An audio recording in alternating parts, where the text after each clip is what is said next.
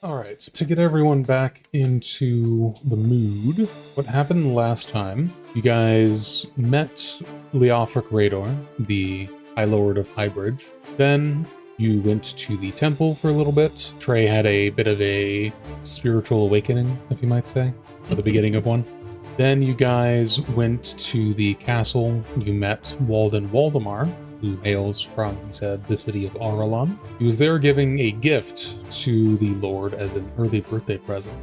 You later learned, however, after talking to Leofric, that the party that you were trying to catch from Mistharbor, from that note that you guys found, you learned from Leofric that this was actually a group of 6 individuals that were on horseback.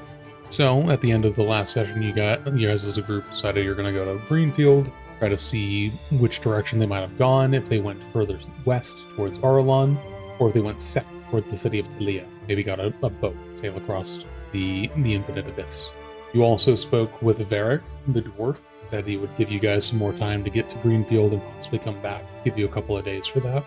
And so, you guys had left the castle, Oxten and Stiernak. The rest of the group kind of goes off and starts to shop and everything. What do you guys want to do? You did leave Valunir and Grath back at the tavern. You could let them know of what transpired. You do some shopping. What would you guys like to do? Probably let everyone else know what transpired. Yeah, probably head back to the inn and let the people who didn't come with us know what's happening, so that they're not out of the loop. Yeah. And let everybody else just do their shopping, because maybe they need things.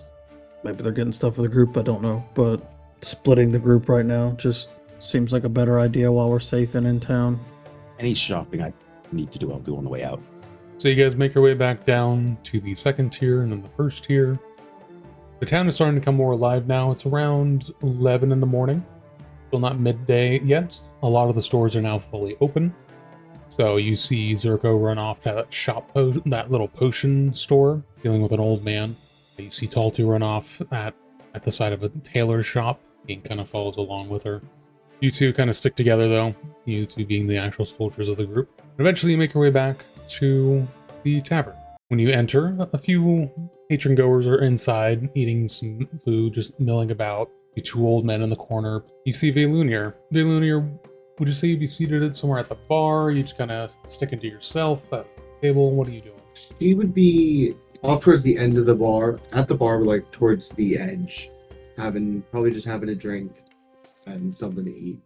So you're having a nice full platter, ham, eggs, a rare delicacy, fresh bacon. So, extends to your neck. You walk in, you see Valunir sitting near the bar, kind of by herself, munching on some food. Not really doing much, just kind of looking down. Seems to be deep in her thoughts. It'd be morning. No, it'd be afternoon at this point. No, I said it was around 11, so still late morning. Oh, around 11. Walk up to them and greet them. Morning. I hope you're enjoying your breakfast. Good morning. Yes, it's quite nice too. I'll eat some cooked food. It is the first real meal we have had in a while. I don't know about you, but the first real meal I've had in months. It's been a minute for me as well. How have you guys' morning been? What have you guys been up to? Well, we went and spoke with the Lord of Highbridge, told him what happened in Mistharbor. He was not excited. Imagine so. He also seems to not like those people that we met on the road on the way here. No ones that gave Grath a very nice weapon. They seemed pleasant enough according to what Grath told us, but maybe we don't know everything. He told us that the people we were chasing barreled through this place at high speed on horseback. So we're planning to take a ride out to Greenfield and see if we can figure out which direction they went from there. If they're heading west, there's no way we're catching them. If they headed south, there's a small chance that we can catch them before they get on a boat and leave. So that was our plan for today and tomorrow. If we can't catch them, we are to return to town and meet with... we met a dwarf in Stiernak's room who offered us a job. Look for her to scout out an abandoned city. And if we do not find any trace of the people who we assume who we are after, then we are to return here and meet up with, I forgot the dwarf name, but I say it Or- and go for an expedition to, yes, Dwarven City? I believe it was he's mentioned, he didn't mention the origin, I don't believe. He said it was and I like get down and I say this in like a more of a hushed tone of voice because I don't want like everyone else in the bar to be hearing of this. I say, I don't believe he mentioned the origins of the city, but it was a pre-Sundering city. The city of Kor Kazvreth. I know a little about it. It's just a city, but I think I It history was check a to see city. what it meant. it was a pre-sundering city, so it might have good stuff in it, but it's probably also dangerous. But what's not dangerous on the road? Be more interested in there personally. I'd like to head there as soon as possible. Well, we figured if we have a chance to catch up to these people that fled Mistharbor, we should give it a shot. But if there's no chance whatsoever, then we should just go to this nice dwarven city and get us some money. We have made arrangements. They will wait for us at least a day and a half, I believe. At least. Okay. So then, let's see if we can get those people first.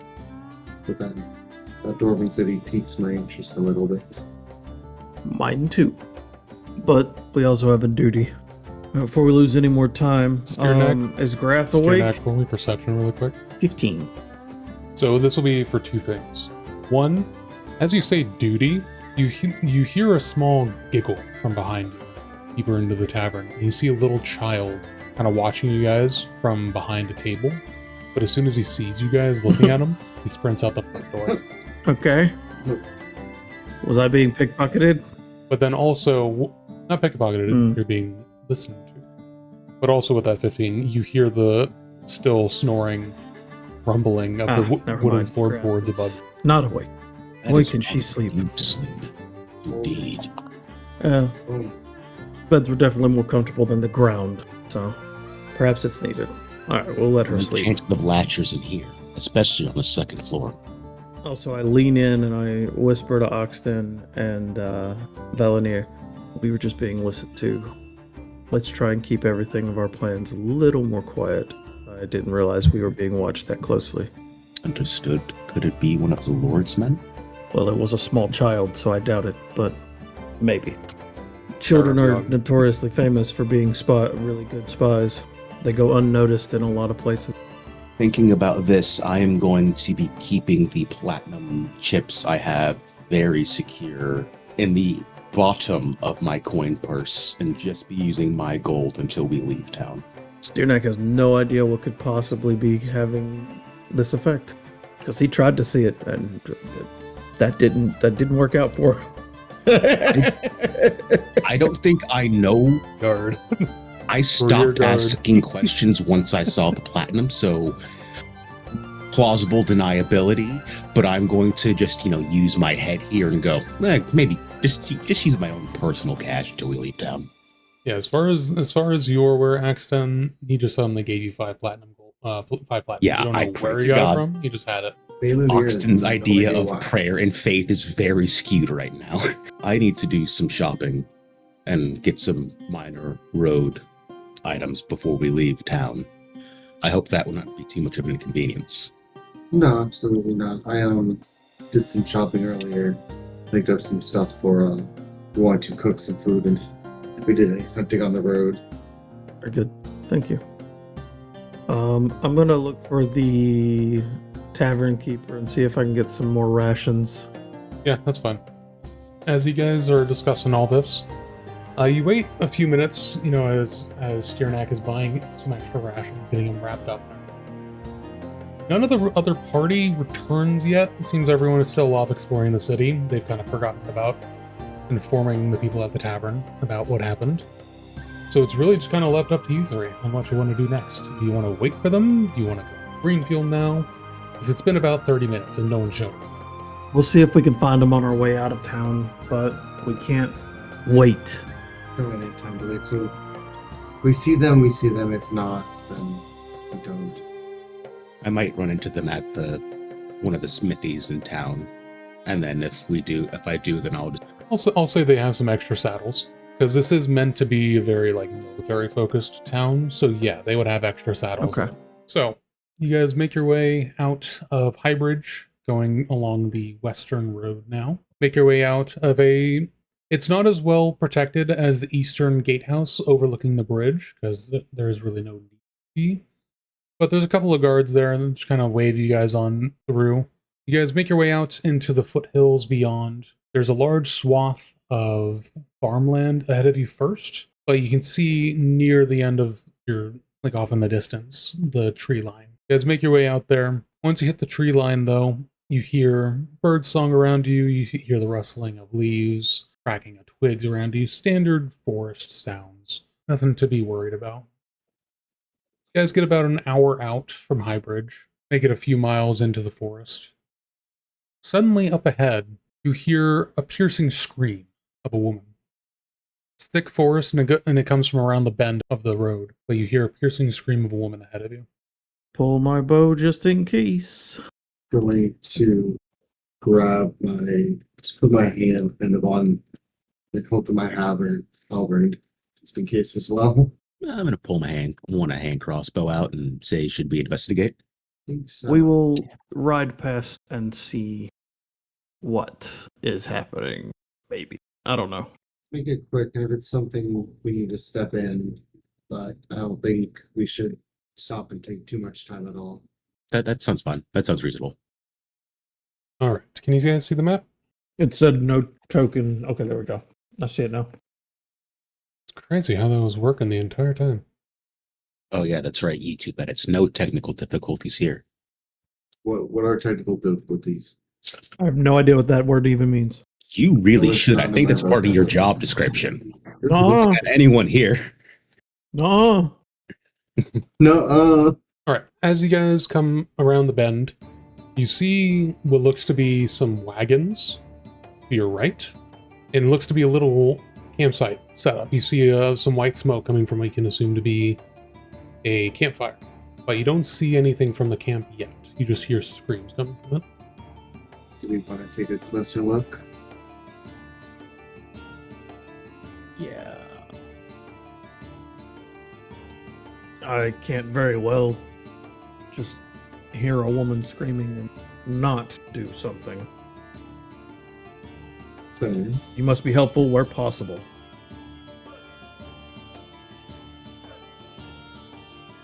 Also, let's see what's going on. maybe they saw our bandits flee in this direction. Possibly. They may know something. Wait, let's go check it out, guys. All right, are we dismounting or are we Do you have any history of fighting on horseback? no. I don't. Not particularly, no. Me neither. Let's dismount. Smart decision.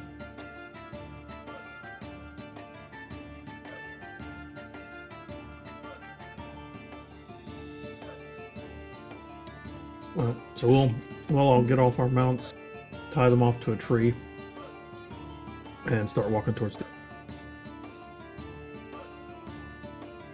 So, as you guys make your way, you can move your tokens if you want. I'm assuming you go up the road.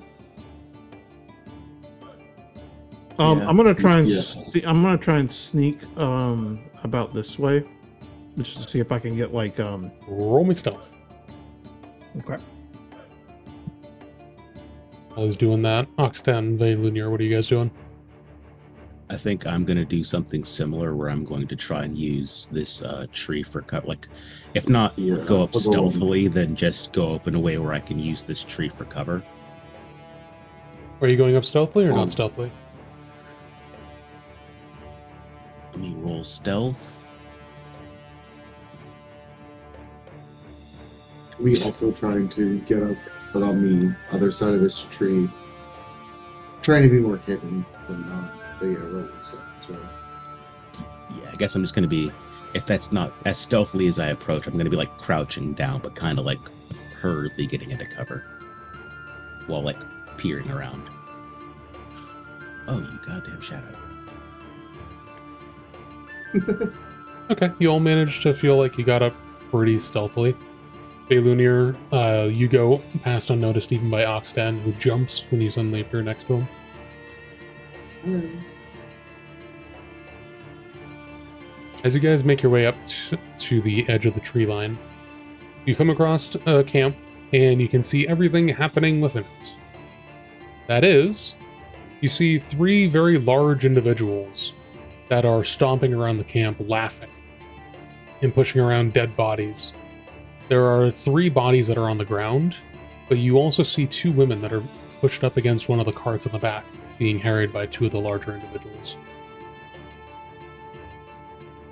2 human women. Well, 1 human. One Veilborn.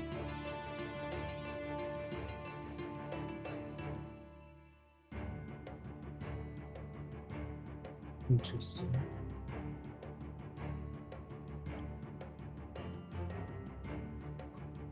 Well, I'll kind of sneak up next to Oxten. Think we can take him? There's only 3 of us.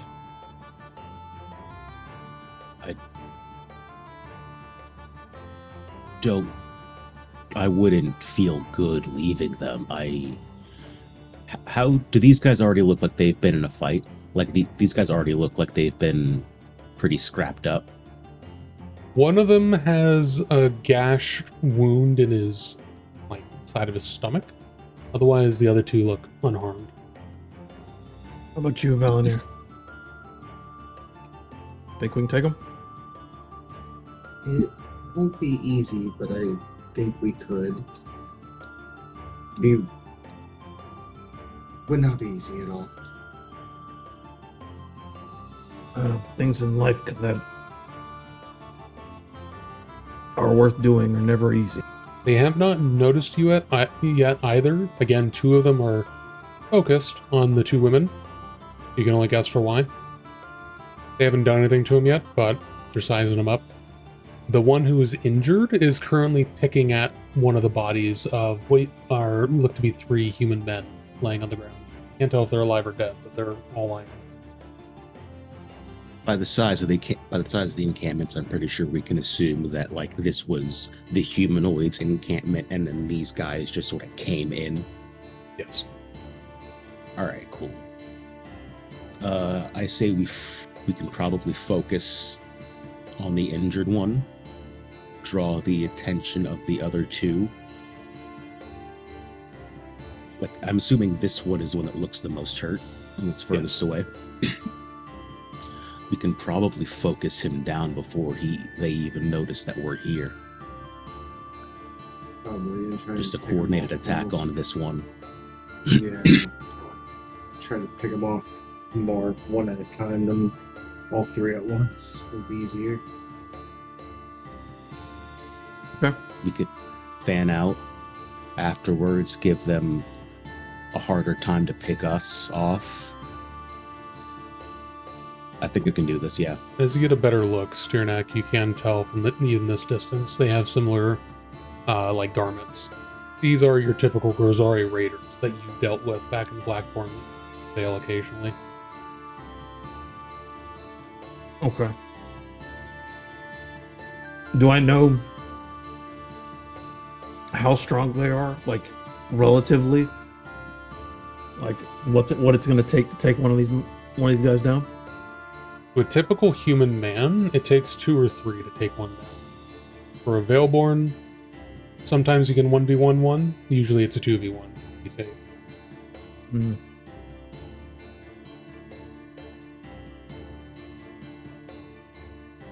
Well, no guts, no glory.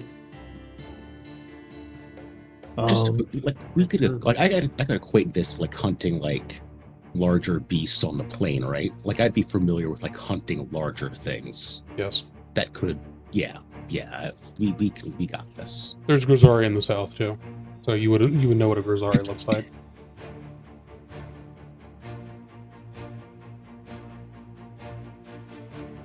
Well.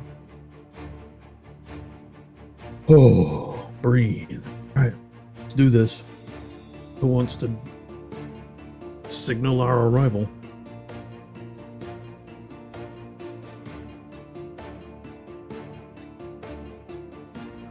Let's see.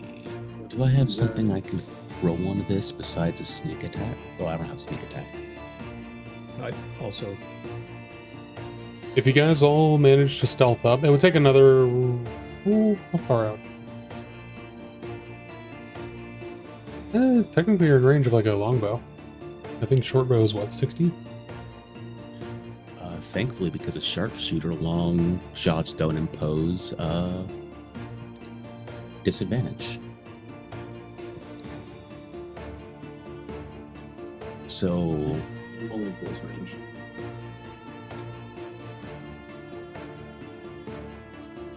Okay, you're only close range. Would you like to try and get closer before we do anything? That would be better. Okay. Oh, you go ahead and sneak up a little more. We'll cover you.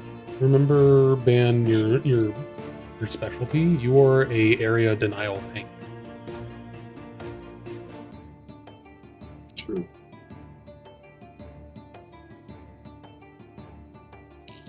Your difficult terrain aura, for example, is at 10 feet now at level 6. I'm gonna try and sneak up closer. Okay, roll me another stealth. Okay. And then at this point, only move your actual movement speed, so 30 feet.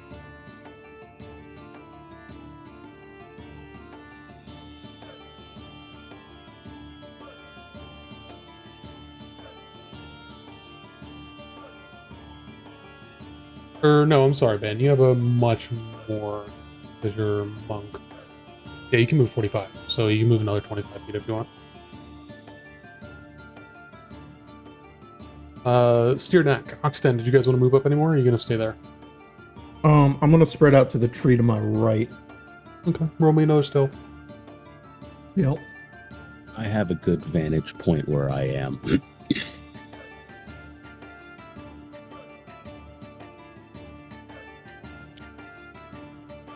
Move over there. Steer neck suddenly blends into the grass with his green skin. Where'd he go?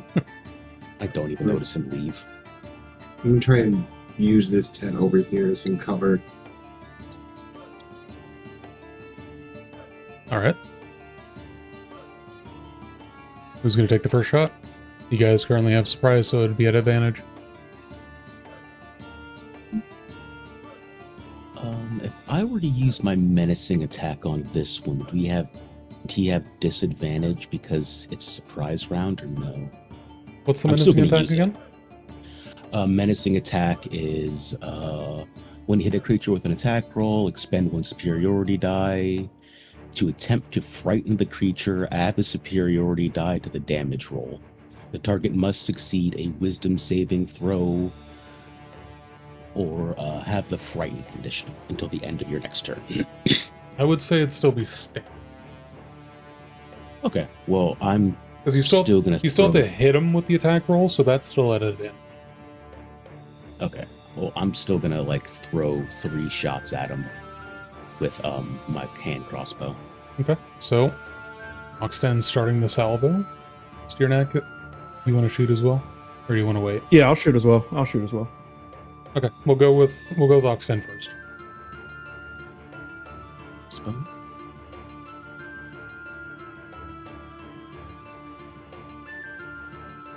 Definitely hits. Make sure to click on menacing attack as well, so it uses up the resource.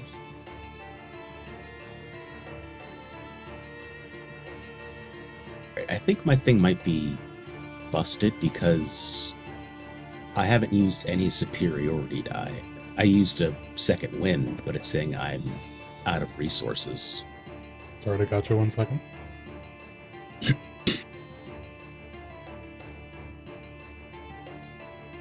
I'm gonna.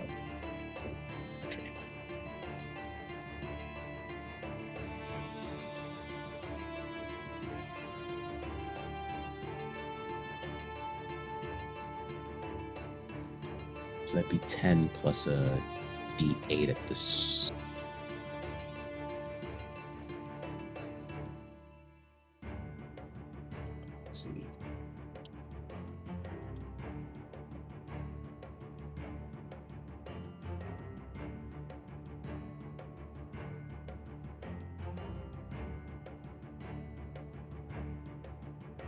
First one, 16 damage. And then I'm going to do my next two attacks.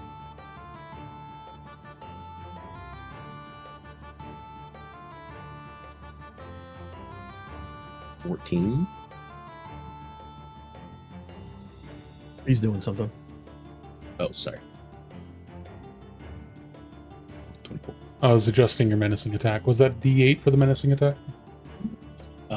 Yeah, I just rolled an extra D8, so it's a 16. Gotcha. So as he's picking at one of the men on the ground, just kind of poking him, suddenly your shot comes ringing through the air and suddenly strikes him into the cheek. The bolt actually goes into his face. You can see the feathering on the back of your bolt sticking out of his actual cheekbone. And he kind of howls in pain and spins towards the tree line. It's a wisdom saving throw for menacing attack, yeah? Yes. I believe it would be, find it.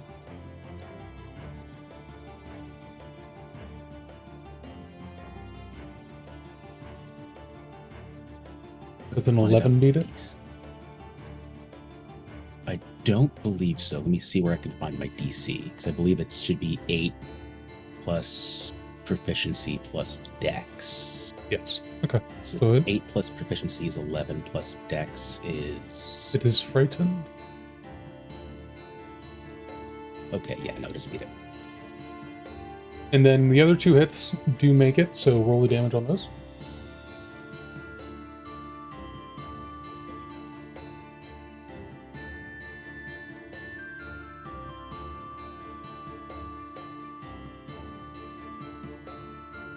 So 6. And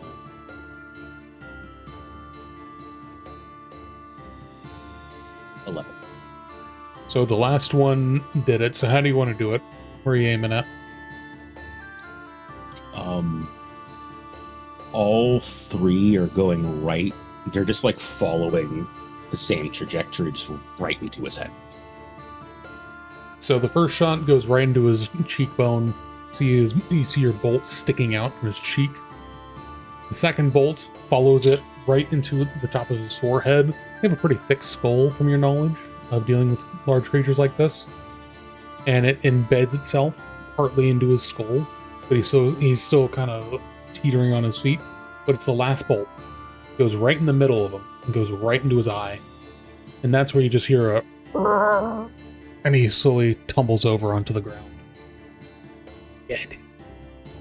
And as he falls, I have like this sling type system for my for my crossbow bolts. So I just like, as I like push them down near my holster, I just like reload them really quick, and I take aim at this guy, waiting for my party members to do what they're gonna do.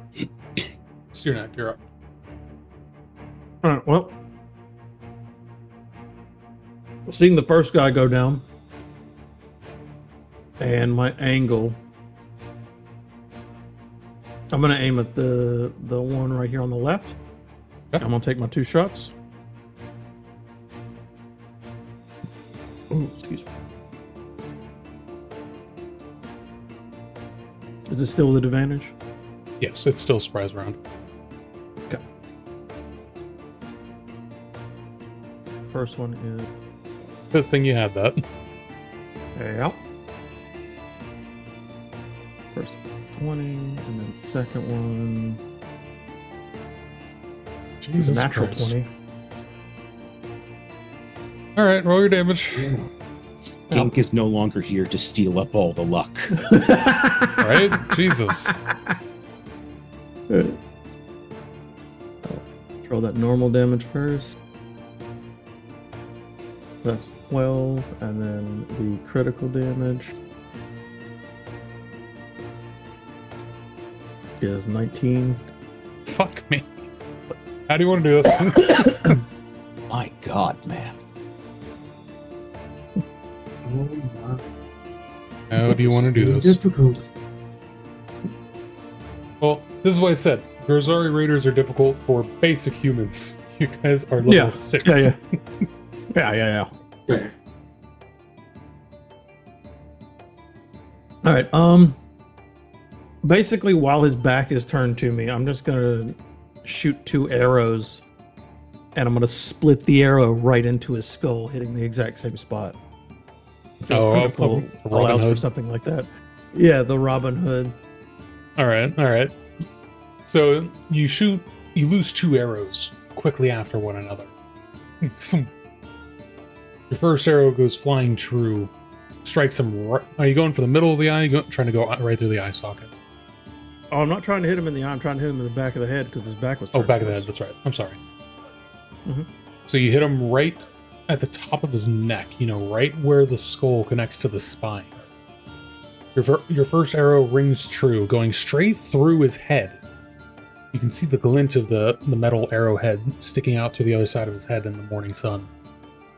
Your second arrow, with perfect accuracy, goes straight through the little notch at the back of your arrows that you put in yourself to make sure it fits on the string, and cuts straight down that arrow, ruining it forever. But it goes straight through, following the same path, going right through his head, going straight through, past that first arrow, pushing it out as well, and embedding into the cart in front of him. The large creature tumbles over onto its side, a noticeable hole in its head.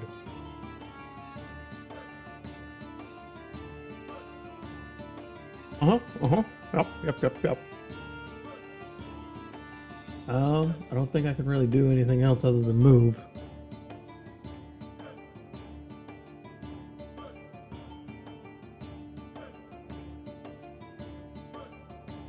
I would say you already did your move, because you already moved over there. Okay. So basically it's a bonus action, and most of my bonus actions are take another turn or heal myself, and I don't want to do either of those right now. So I'll just kind of duck back behind the tree a little bit and call it good.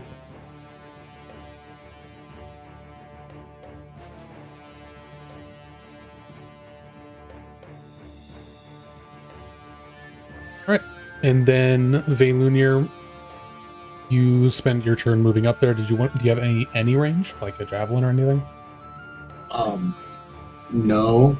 I could use Step of the Wind to bonus action dash to get closer. If you want to. So I'm going to do that and spend a security or a focus point.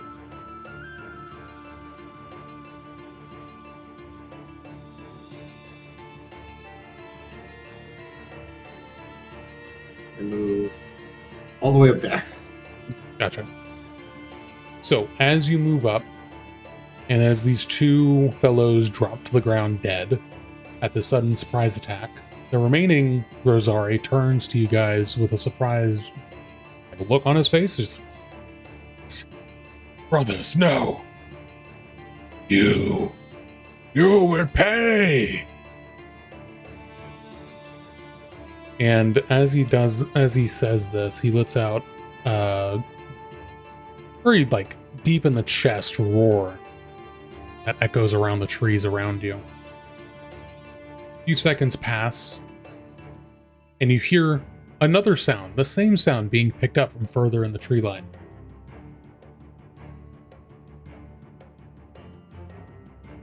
More coming. Now I would it's like party. you to roll initiative. Just as a little thing, if he's spending a focus point, that means he can also take the disengage action as well. Because the way they changed the monk's stuff. I think Step of the Wind is now just a bonus action, but to spend a focus point, you can... Alternatively, you can spend a focus point to... Oh, as a bonus... Oh, why did they... That's stupid. I thought they changed it the fuck up.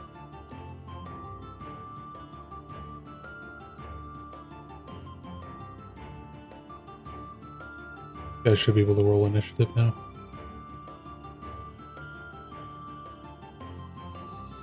That's the.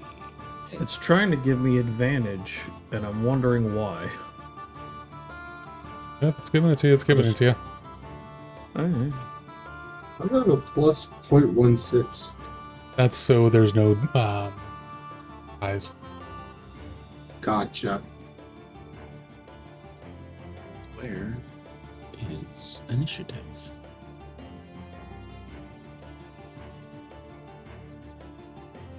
Why does it say configure initiative? It's right underneath your portrait to the left. Yeah, but mine just says config. Oh, that's why. My fucking thing's on.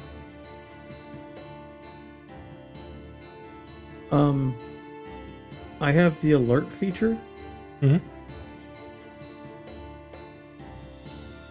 I would love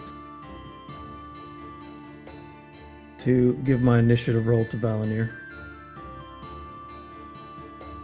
so they can get in there faster. Appreciate it. Huh? As long as you're okay with it, and you want to go. If you want to go first, Yeah, I'm down. oh yeah, you can have it. As someone who likes to play martial classes a lot, I understand the struggle of closing distance. Yeah. Funny, in this camp, this is like this and another campaign in on Mondays. It's the first two campaigns I'm playing where I'm a martial class. Oh wow, okay. I've done one shots and stuff, but not like a full campaign. So this is fun for me. Welcome Gotcha. to welcome Yeah, to Kalyria, where it's all martial. Yeah.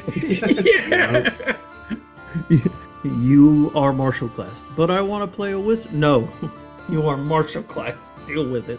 I hope that wizard knows how to throw a punch and can lift. It's- Because he's gonna get angry Yes. and he can't cast his spells. Here's What's what up? you can do. Hand crossbow expert, and you just call it magic missile. Pretty much. Yes. How's that been I for think you it's guys, fine. by the way? The lack of magic. Are you guys okay with it so far? Oh, it's I fine. think I like I'm it. having fun. Kind of reminds me of Dark Sun. I always hear about Dark Souls. I've You've never ever- played it. Imagine post-apocalyptic world, and the only magic users are wizards that run entire cities. Nice. And the use of magic requires the sapping of someone else's life. Yeah, I like that the too. sound of this.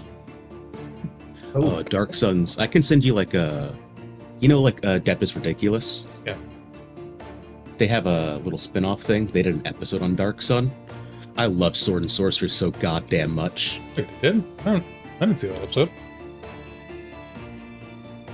Look it I up. think it's on they have it I think on a second channel called Acceptable Losses. Oh. Alright. Hey, Lunar, you're up. okay. I'm going to move closer to this guy.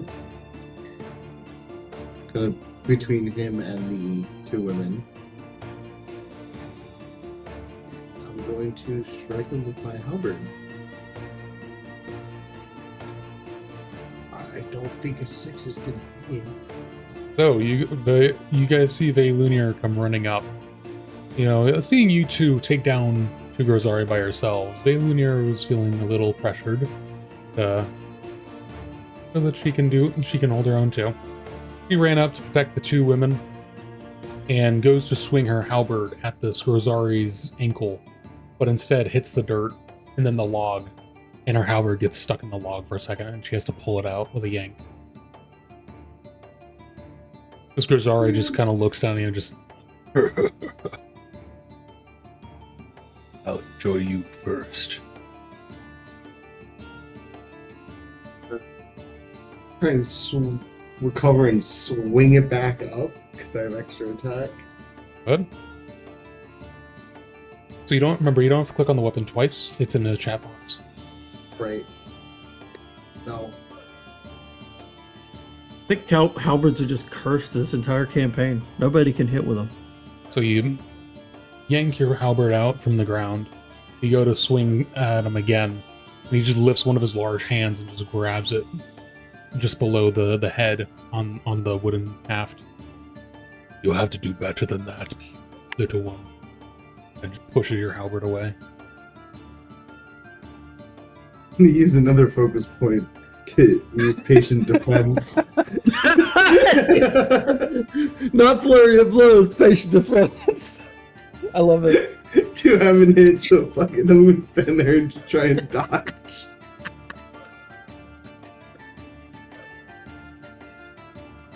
Oh man. Fucking. Yep, sometimes you just gotta know when to fucking fold. Yeah, fair.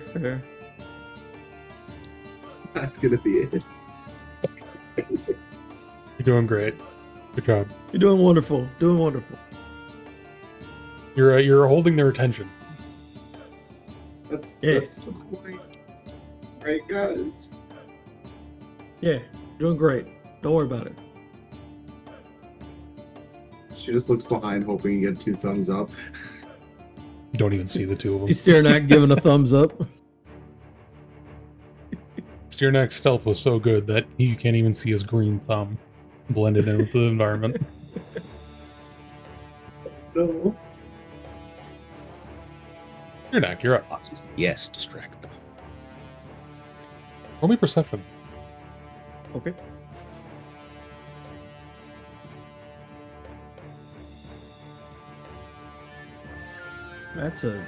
I don't see shit. I don't hear shit. You are too focused on trying to hold in your laughter seeing Velunir attempt to fight this one. Okay. I'm gonna take 2 more shots at the one that's still standing. Go ahead.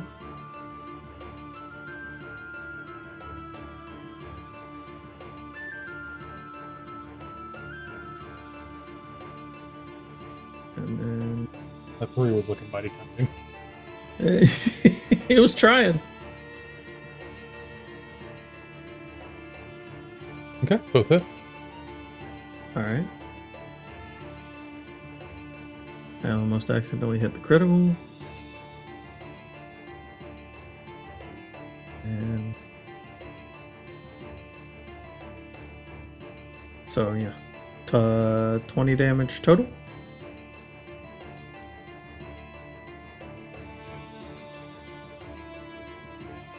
All right. So you shoot your 2 arrows. Since it's focused on Velunir, it's kind of got its left backside to you, so your arrows go sinking into where you can assume its left kidney is, and then into the back of its left shoulder. They're just gonna stick out of him like a porcupine. Okay.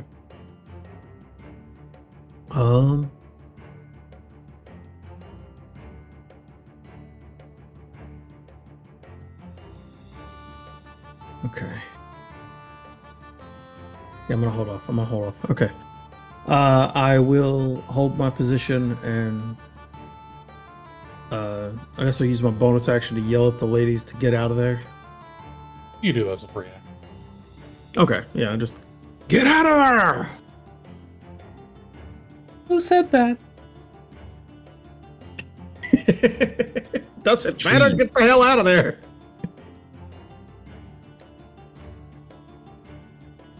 Okay. Roll me persuasion. Right now they're terrified. Oh god. Yeah. I was not expecting to have You know to roll what? persuasion. Persuasion or intimidation, whichever way you're trying to get them to move, because they are frozen in fear.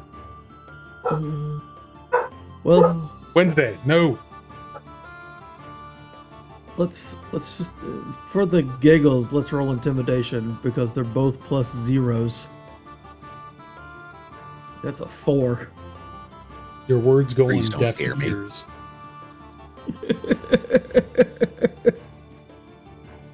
You have your voice kind of cuts out as you're saying it. Get out of there. Get out of there! Yeah, your words fall on deaf ears. Right now, Mr. Grozari looking at Velunir as his next meal. Whether that be eating for or something else, you don't know. He's just gonna grin at you and then he's going to take this large battle axe that he has in his hand, and he's going to take a pretty casual swing at you, not thinking much of you.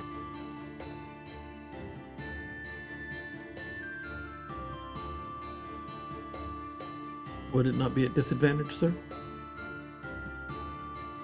From patient defense, or is that something? Or is it a bonus? Is that a bonus to AC? I can't remember.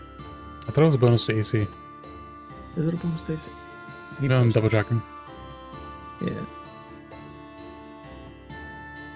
That's a disengage. Oh, okay. Disengage thing. When did they change that? Oh well. 5.5. Like, they did a bunch of stuff to Monk that's... Oh, it's no. better, but it's also weird. Ban, you did say you're using a focus point to do the dodge one instead, yeah? Yes. Okay, so yeah, it is at disadvantage. Okay.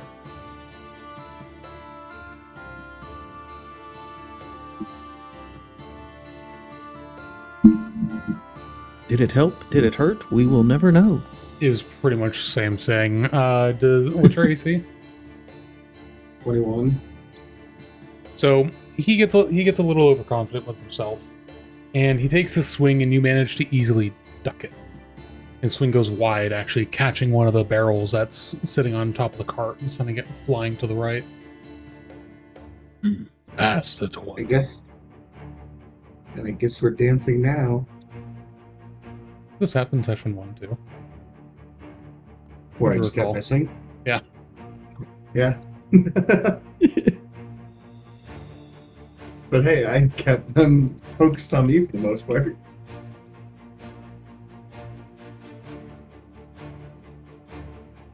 Steerneck. Since you did not notice it because you were too focused on the combat, you are going to get cover from this because you are hiding behind the tree. Yay. You suddenly see a large, what looks to you to be a javelin come flying out from your right. But as you turn to look, you see a large Grozari wielding a very large bow.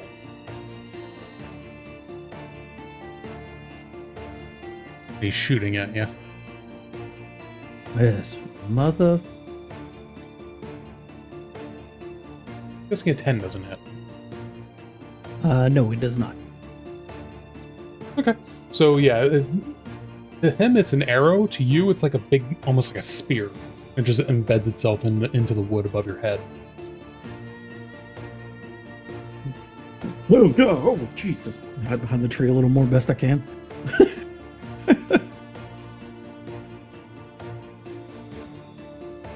Off in the distance, you guys hear more.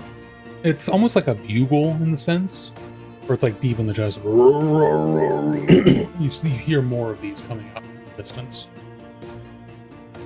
Oxten, you're up. I'm beginning to see why the Lord does not like these people. The one that is engaged.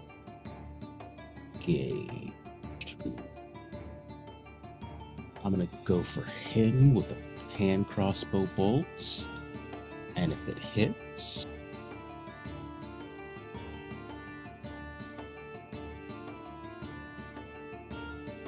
Which one are you shooting at? the one that's still up. Yes, that hits. All right, I'm going to use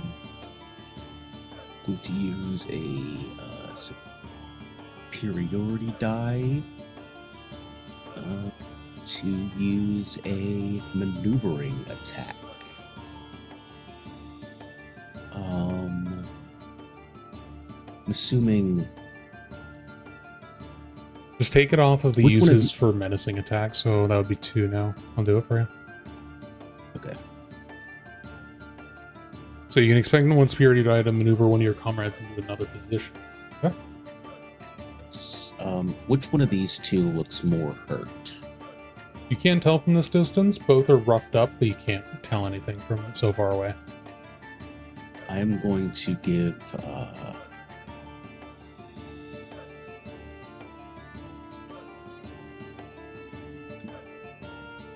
I'm going to give this one the command to move because they're closer. So they can move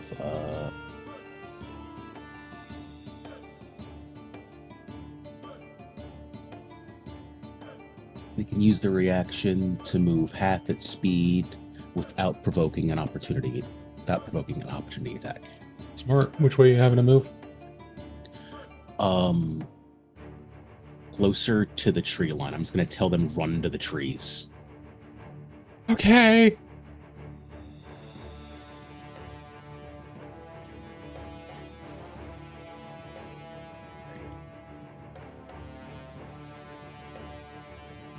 Roll your damage.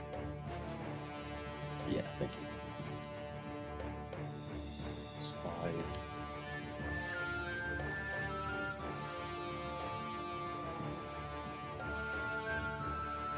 Honestly, you don't even need to add it. How do you want to do this? I just Re-aiming. I aim for the other kidney. I seeing that like one kidney's already like damaged. I just like sink one right into the other one. He'll bleed out internally. So as this large Grizzari swings at Velunir and swings wide, missing, he spins just enough towards the north that you catch the glimpse of where you assume his other kidney is. And following your friend's idea of shooting for his kidneys, you fling your bolt perfectly downrange and embed it deep into his side. You hear a loud scream from him as he falls to the ground, but no blood comes out, but you just see his skin darkening on the inside. He just kind of lays there shivering, unable to move. Now I'm going to focus my attention on this sumbitch. Okay, he is in cover, so this will be at disadvantage. Sharpshooter allows me to Ignore cover. Okay. So I'm gonna send my attack and bonus an attack. Or wait, no, that was a maneuvering was my so that's just free action. Says nothing about expending a bonus action. Okay, cool. So I get to do 2 more attacks at this guy.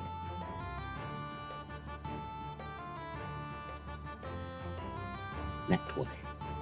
I can't have any fun today. I guess Tyler can I like. I know how bad feels. Well, Were you gonna do another one, or is it only 2? bonus. This one's also at advantage because of Vex. Not advantage. Well, actually, yeah. Oh, fuck me. 15. All right, roll damage.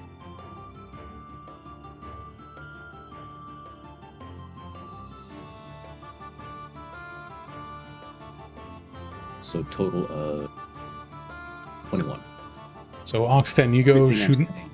You go shooting Sorry. off 2 more bolts towards this large Rosari that's hiding behind a tree, or at least trying to. You know, from this distance, it looks like Shaq trying to hide behind a pole.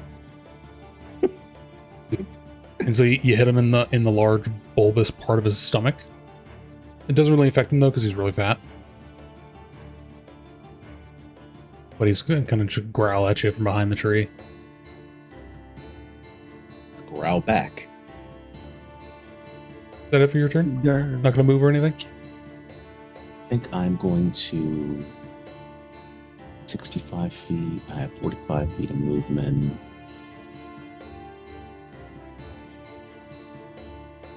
No, I think I'm going to just take further cover behind this tree. And I'm going to save my movement for next turn.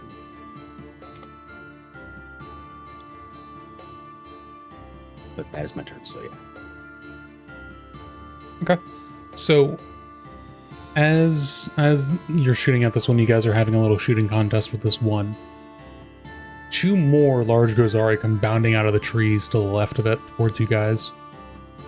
Completely ignoring the campsite, seeing as, you know, there's a little archery duel going on, and they don't really do archery, so they're just going to try to hit you.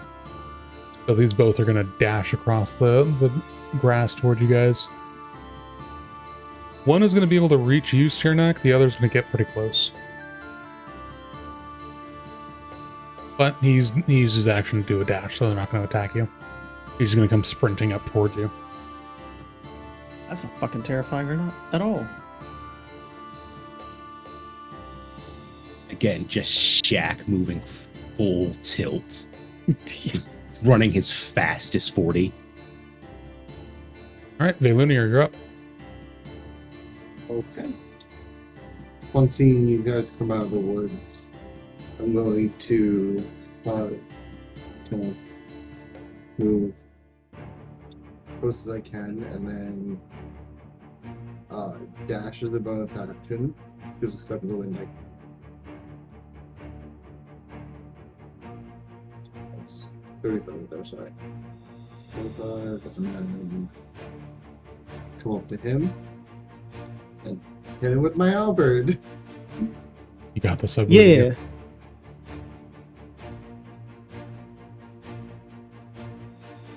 I swear to God. So unfortunately, you go running up. You're like, I got this. He's not even looking at me. I'm going to hit him this time. I got this. Unfortunately, there's a little pebble that kind of you step on with your heel of your foot that pulls your leg wide, and your halberd goes wide as well, digging into the dirt in front of you. Oh man. Try again. Go ahead. Finally. Okay, now you can hit him. Yeah. You did it! I did it!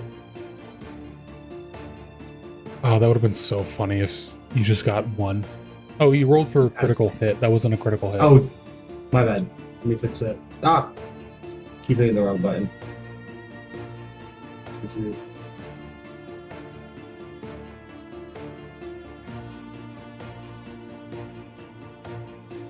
There should be like a two buttons. One says critical strike and one says normal on whenever you click the damage roll. Okay, that was... There we go. Yeah, There it is. sorry about that. 3. Okay, so you deal 6 damage, so you manage to swing your halberd back up, and you get him, you slide it right across his thigh, and he kind of grabs the back of his thigh. And he's popping around a little bit. Okay, I am also going to enter a sweeping guard, or defensive stance. Mhm. And for that,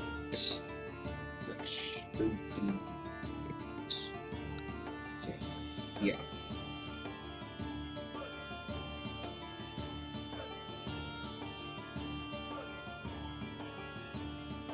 Okay. Steerneck, you're up. I'm going to take the disengage action and skedaddle back to here. Then I'm going to... Where are you at? I'm going to pop my action surge. And then I'm going to attack the one that was in my face twice with my bow.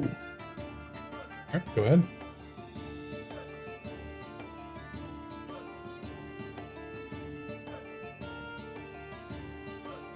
Oh! Still 15.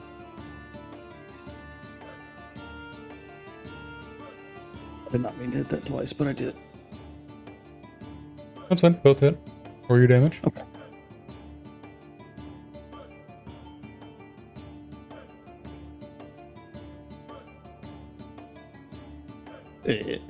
So 16. All right, both arrows fly true. And it- because of the longbow effect, he loses 20 feet of movement for his next. Sounds good. So I'm just shooting him in the legs. Is that it for your turn? Chasing me, stop chasing me, stop chasing me!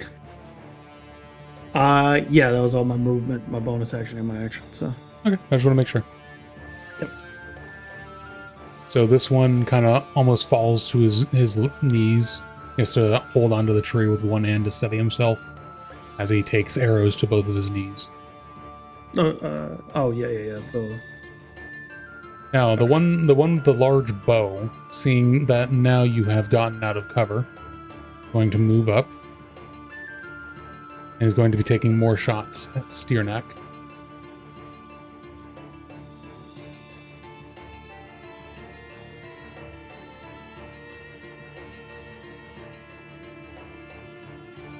What is your AC, Steerneck? 15. Assuming the 22 hits, then. Nope, not even a little bit. All right, you are going to be taking Too much. 17 points of damage That's too much. as the spear-sized arrow comes flying in and almost puts a hole through your arm. It goes through your bicep, a large gouging gash, as it just barely misses your center. It's a deep cut. Thank you. Oh! Velunir, roll me a perception check. Okay.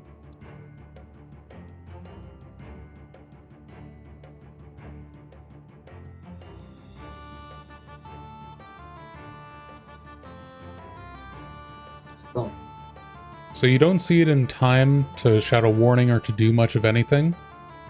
But behind you, as you went to focus on the two Grozari that were threatening your friends, you see again, this is afterwards. You don't have time to really do anything about this. Two Grozari had moved back into the camp behind you, and it was the screaming of the women that caught your attention of this as they had grabbed them and are now dragging them back into the forest with them. oh.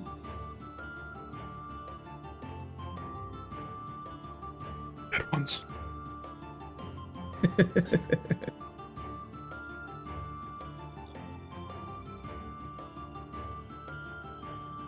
Matt Grozari, stop being so big. You're getting caught in the fucking cart. But yeah, they have knocked them out and thrown them over their shoulders, and they are now carrying them back. Great. Ew, these creeps. Oxten, you're up.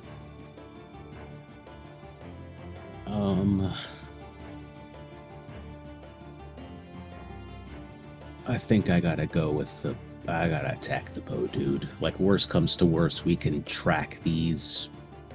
I'm assuming they want the women alive for reasons. So assuming we can just track them down, hopefully, because I don't want to just abandon them. But I'm gonna have to go for biggin with the bow.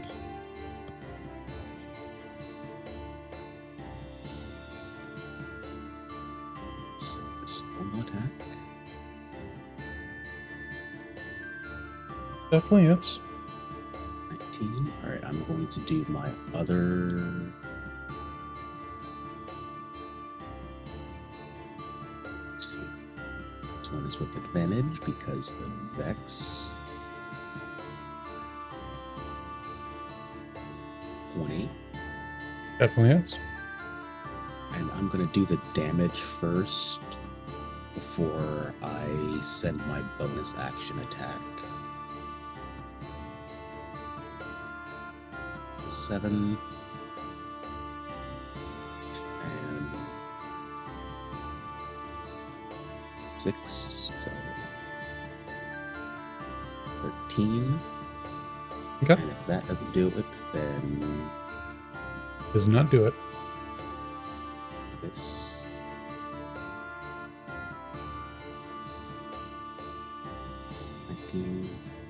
That hits. 8.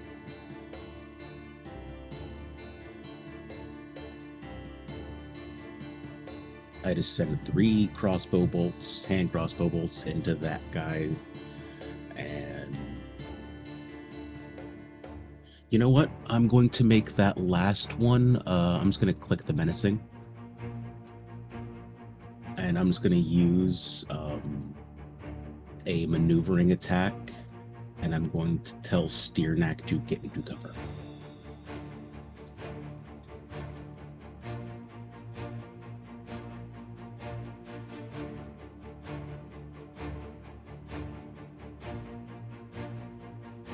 So I another, move 15 feet. Is that right?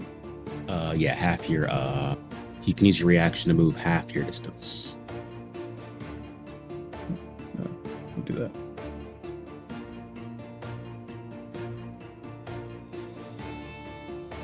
Hey guys, give me 1 second. I think I have to reboot Boundary, or at least log back in. Messing up Okay. for me. Okay. My screen did like a weird like black and white, Ugh. and now the dice aren't showing up for me. So I'm just gonna try logging out. Hopefully that doesn't kick you guys out.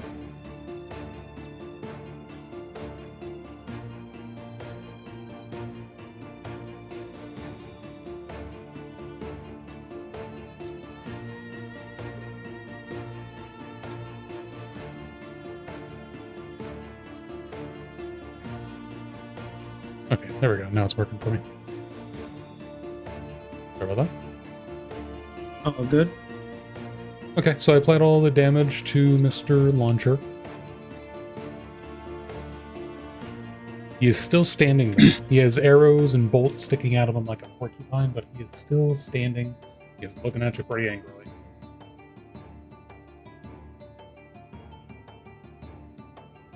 Is that everything for your turn, Oxton?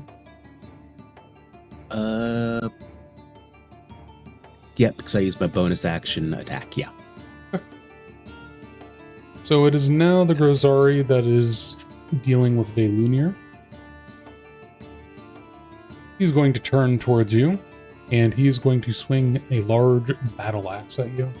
Battle axe looks very crude, as if he made it by hand. Okay.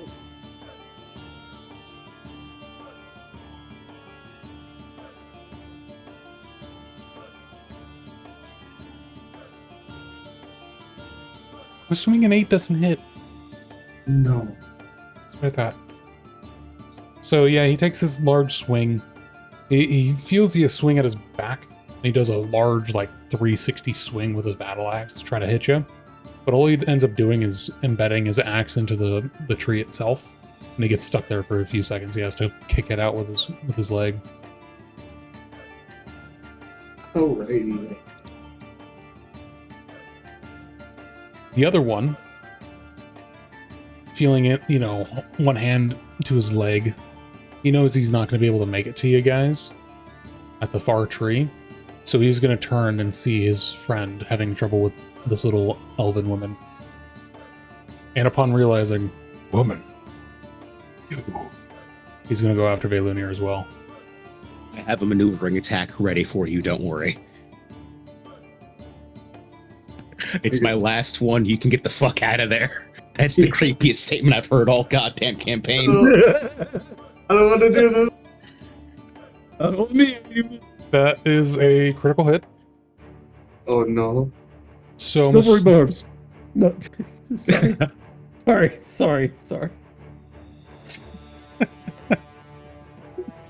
he was rolling it two-handed, so this is going to hurt. Oh, fuck. Velunir, you're going to be taking 24 points of slashing damage, as even with him... Attacks.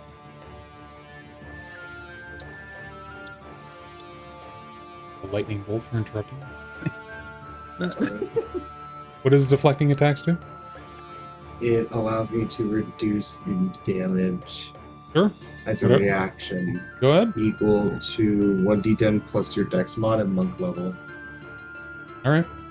So roll that d10. Make sure to click on the ability as well so it's used up. Yeah.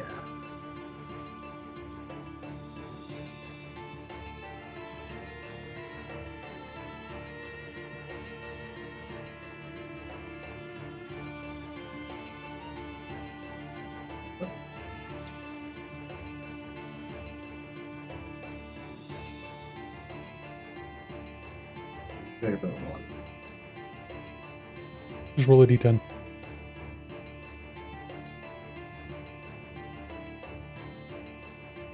How do I roll just a d10 again? /r space d10.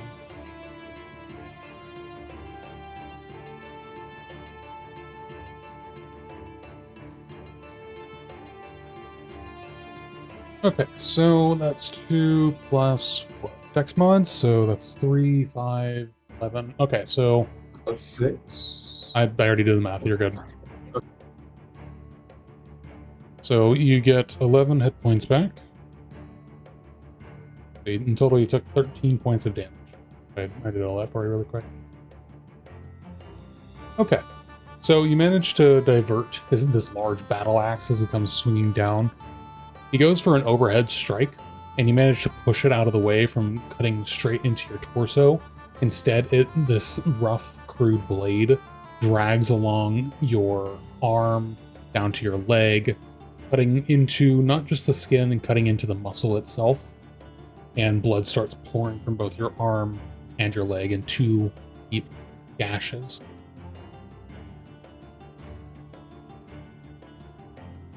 Ow!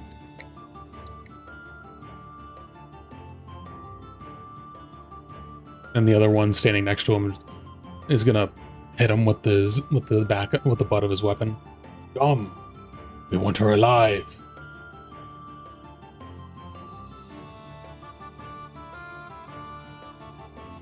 Hey Lunir, roll me a perception check again.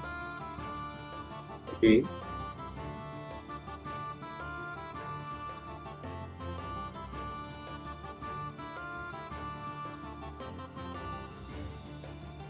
Okay, I'll give you this one. In the midst of all this, you hear one more loud cry from the same direction where all the rest of these came from. But stepping from the trees, you see the largest Grozari you've seen, and he's not like the others. He is dressed in actual makeshift, metal armor. He looks to be older than the others.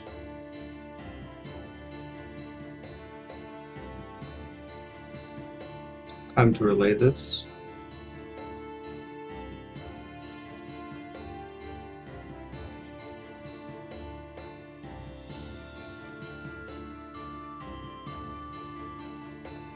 His movement speed 40. So he's going to come trundling up into the camp, and he is going to be throwing a javelin at you, Vaylumir. Okay.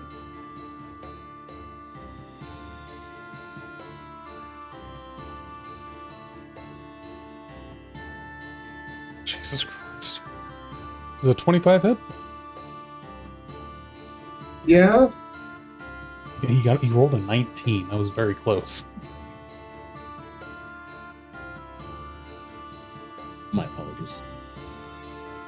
And you're going to be taking another 11 points of damage as this javelin comes flying in from behind you and grazes the back of one of your calves. Ow.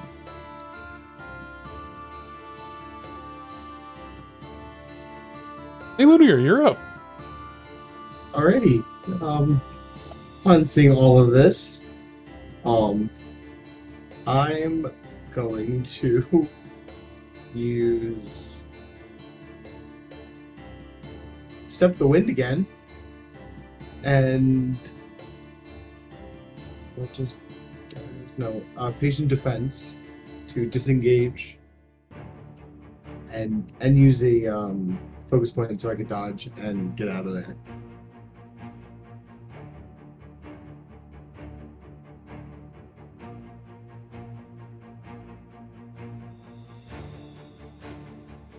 All right. You can't go through them. See how your line goes dotted like that?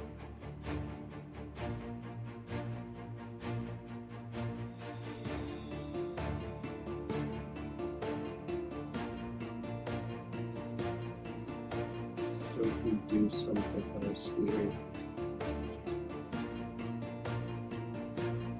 I think at this point the best option is probably to ride back to town and then tell them, because we're not that far out of town, are we? They're like an hour away from town, so Hour and a half, if we yeah. sprint back. If we sprint back, we can come back with guards and whatnot. Might be smart. But why would they still be here an hour from now? 2 hours from now? No, I mean, just we can probably alert guards or the city watch that, hey, a band of people Grozari have captured women. let's go let's go get them back. Or find out where their camp is. I'm pretty sure the Lord would love to find out where the Grisari camp is. You would probably already have men out, though. Looks like you're dealing with them right now. They would be gone in 2 hours. You would have no idea where they went.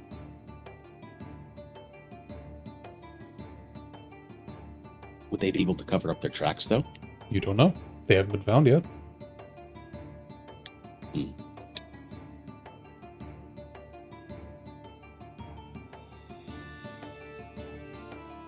Yeah, I think I'm just going to dash and just get farther away.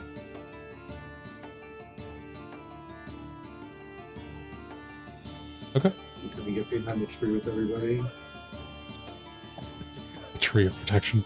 The tree of protection. Deer come running up, panting. This isn't going well.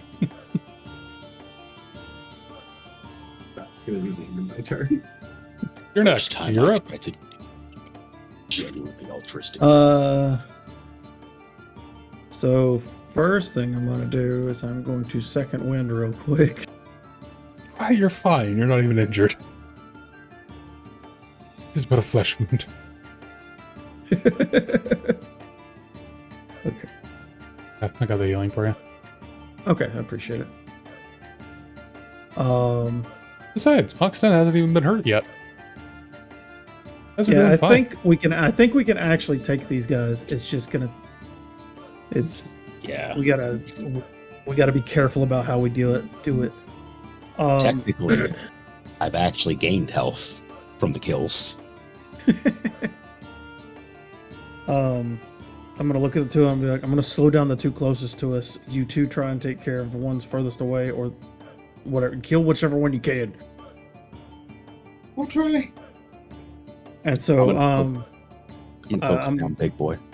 okay. Although, All right. So I'm gonna take my attack action and attack once for each of the two closest ones. Okay. Okay. Picture that.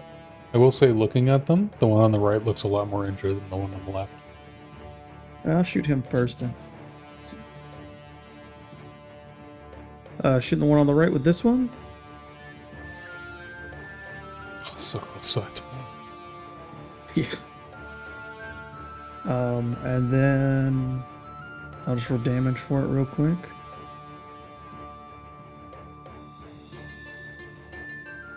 Okay. Shoot him in the leg again, and then I'm going to shoot the one on the left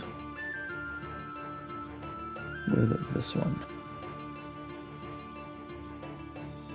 Oh, look, a crit. Good God. Fucking crits today. Champion fighter. Once Gink is gone. There you go.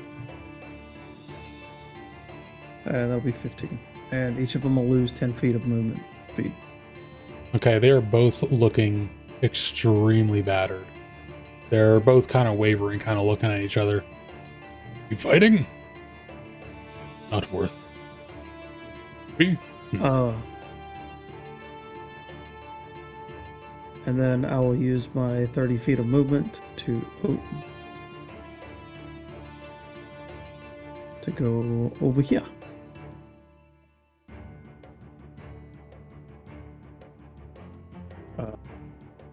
And yeah, that was everything. Okay. That's all I got. All right. Thanks, Empty. So the big guy is going to be doing a wisdom saving throw to see if he can break through this terrified status. He does indeed. oh, he wasn't. I just had to roll the menacing die. I used evasive footwork, or not evasive, but I used a maneuvering action. Oh, last round. I thought you said menacing. I'm sorry. Oh no, it's fine. It's just that's where the the resources. Okay, well, I can't take it off. I can't take it off him, but since he's not terrified, he is going to be taking a shot at. Well, unfortunately, the only one that's not out of cover and that he can still see is Velunir. You're kind of just standing out in the open. So you're going to be getting a shot from a arrow that looks the size of a spear. There's a 15 pass your AC.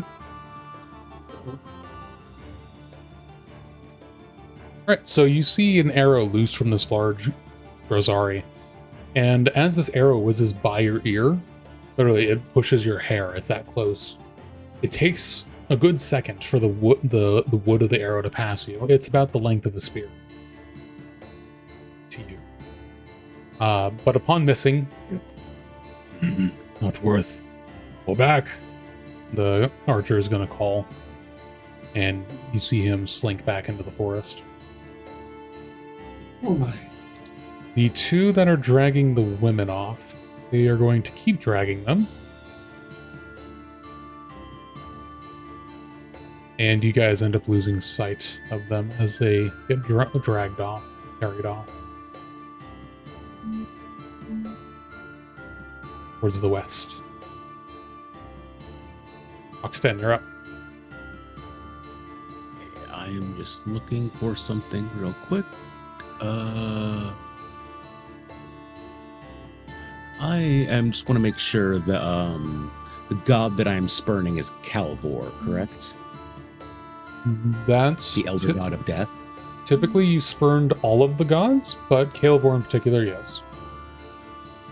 I think in this instance, I am going to channel which one of these guys looks the most hurt and bloodied. That one. No, does it need to be bloodied?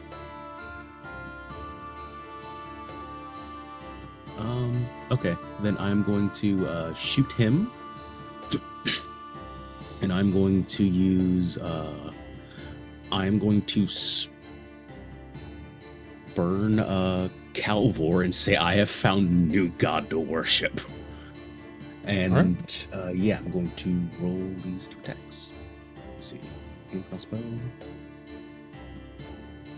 This one's normal.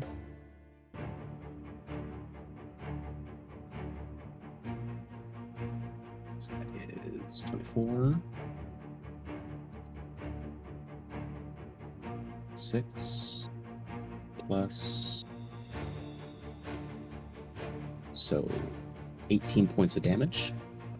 Yeah, he's dead.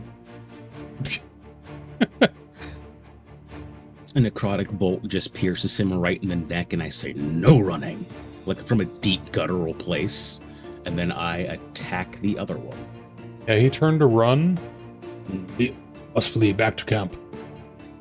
And then as he's saying, back to camp, the bolt goes right through his neck and embeds itself into the cart right here.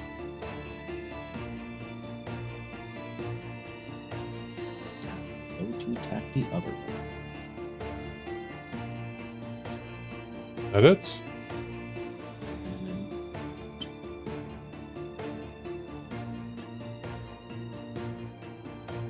11 points of damage.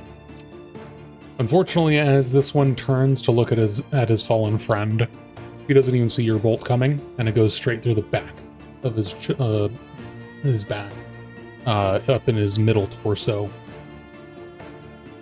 and it just goes right through, bouncing along his rib cage on the inside, or exiting through his stomach.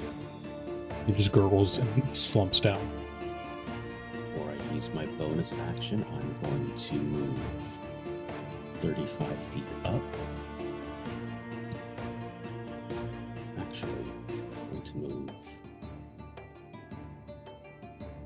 25 feet, 30 feet into cover behind the tree where the two ones just died. Hit you.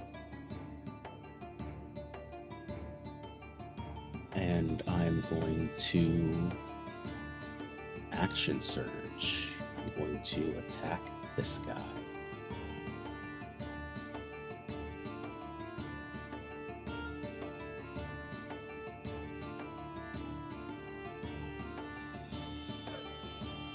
Ugh. Fortunately, that doesn't hit. Your bolt, it strikes true, but it just glances off one of the, what looks to be, so you remember from the city of, remember how some of the guards were wearing these simple chest plates that had the symbol of the lion painted on them? And you see about 6 or 7 of these things attached to his body as makeshift armor. And the bolt just kind of glances off of one of them. Does action surge allow me with my full attack action or just another attack? You can make one additional action, so it's just action. Oh, all right. So if you can do multi-attack, I would assume you can do multi-attack again.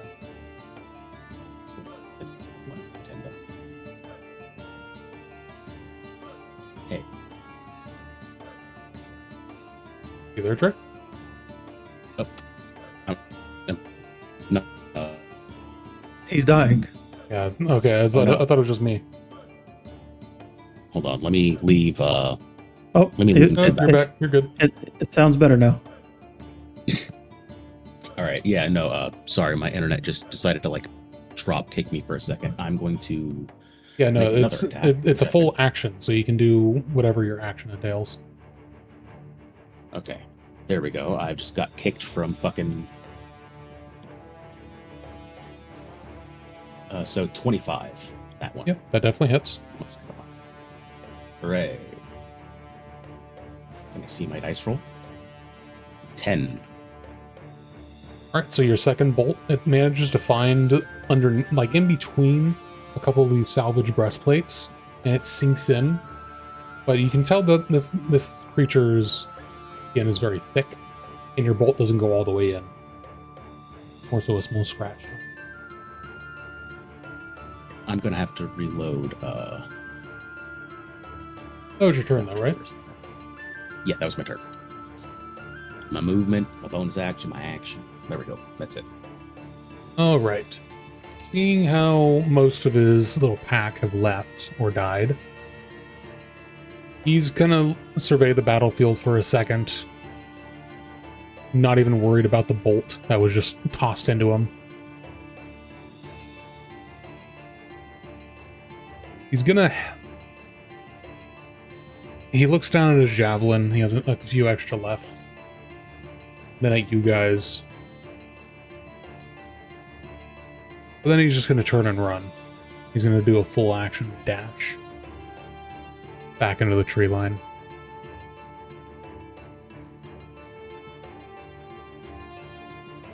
And disappear.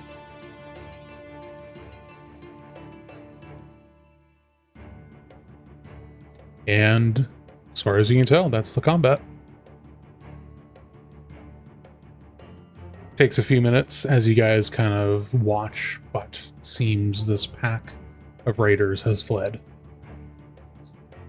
leaving 5 of their own dead on the field.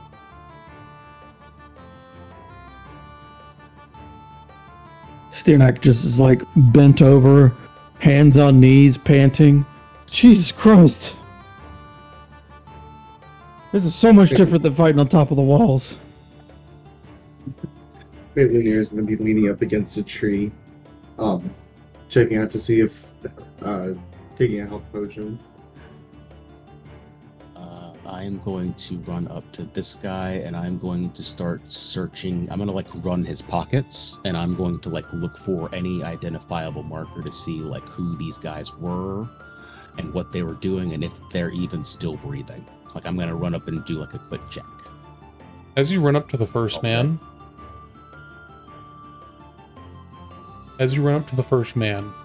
you go to check his pulse. His body is cold. As you further look, you notice there is a gash going from, you look closer, going from between his legs, from one side to the other. Okay, can't Both- save this man even if both- he wanted to be brought back. Both arteries from your quick inspection have been nicked, and it looks like he was bled dry.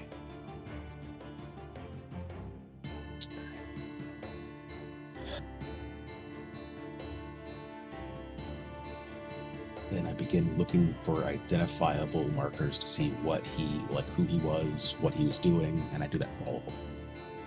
You find the other two men laying on the ground also have been bled dry, but there is no blood in the camp apart from the blood from the fallen Grisari. Like, there's no blood stains, or from their darker blood. As for looting their bodies, looting their corpses, roll investigation for me. I'm not really looting. I'm like trying to like figure out like if there's any way to like figure out who these dudes were. No, I know, but still roll the investigation. I still find it funny. The former raider is the first one to start rifling through pockets. It's like I know how to do this. I just find valuables. I just find some measly coin. Damn it! No identifying markers. So you do find 22 copper coins. You find some lint, basic, a little travel dagger. But there's no things like papers, so you don't know who these people are.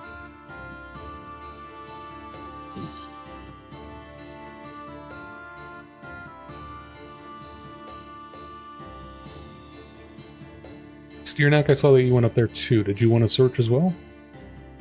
I'm trying to figure out what happened to these guys. Because if I'm noticing, like Oxton noticed that there's no blood on the ground underneath them, then was this a setup? Was this bait? He's going into investigative mode. Roll me investigation. It is weird that they didn't run away. Or actually, for you, Steerneck, because given your history with Grisari, you can either roll investigation normal or a history at advantage. I'll do history at advantage. Hey! Fuck yeah. So, from your dealings and your time, all the years fighting Grisari raiders, you know the Grisari have a certain blood tradition, where, due to the fall of their old empire, they believe fervently, and they are raised to believe in this thing, that in order to honor their fallen ancestors who fell during the wars against humanity when they first took over the northern part of the continent from the Grisari, that they have to answer the blood price. They have to answer the blood price of those fallen ancestors, and since Grisari are larger than humans, typically they average it out at two humans worth of blood needs to be collected for one ancestor.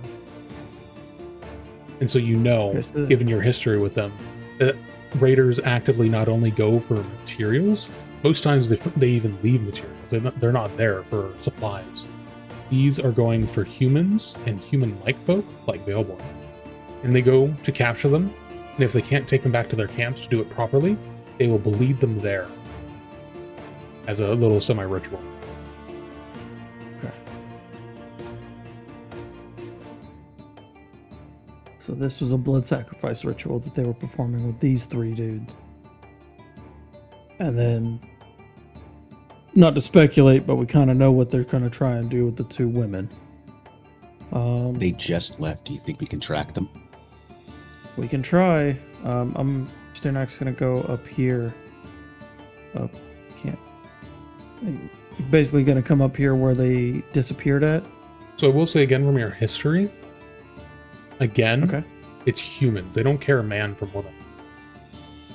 So there's actually not too many cases of them assaulting people.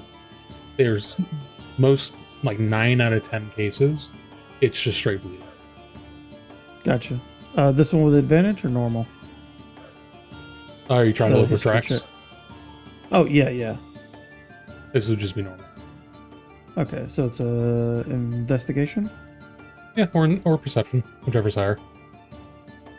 Let's go with perception, because it's one higher. Because I'm looking for tracks, can I use survival? Sure, go ahead. Well, perception's higher. Or doesn't matter. Same roll. Unfortunately, Steerneck, you're too focused on remembering you're having a little Vietnam flashback over there against the cart. Oh god, I remember this. So many people bled dry. Oxten, you do The manage voices. the voices. Screams, I still hear them at night. I see their faces in my dreams. Oxten, you do happen to see some footprints. They are very large individuals, so they're not really trying to hide as they were running away. And you also see in the grass, you see a dropped brooch. It is a leaf-shaped brooch with a snake going through the leaves. That looks just like with my bear knowledge. I know like a crest when I see one. That's probably someone important. Which means we get rewarded if we find them.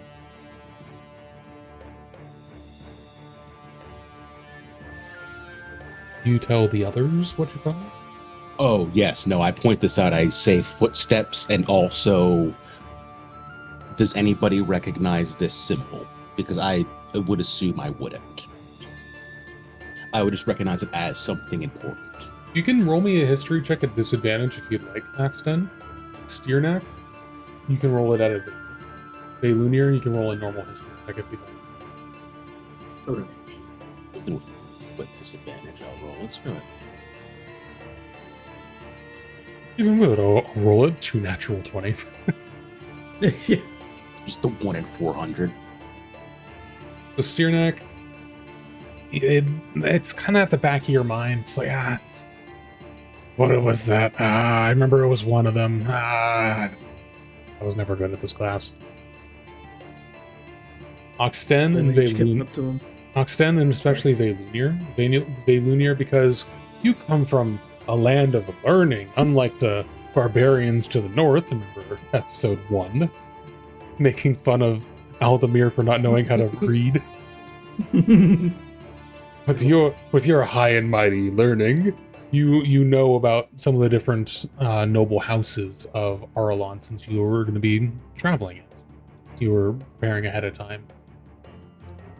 It's kind of weird to you that Steernack, who comes from the Blackbourne Vale, doesn't recognize it right away, but you recognize it as the symbol of House Valdis. You don't remember exactly what they're known for, but you know it's a house of the Blackbourne Vale.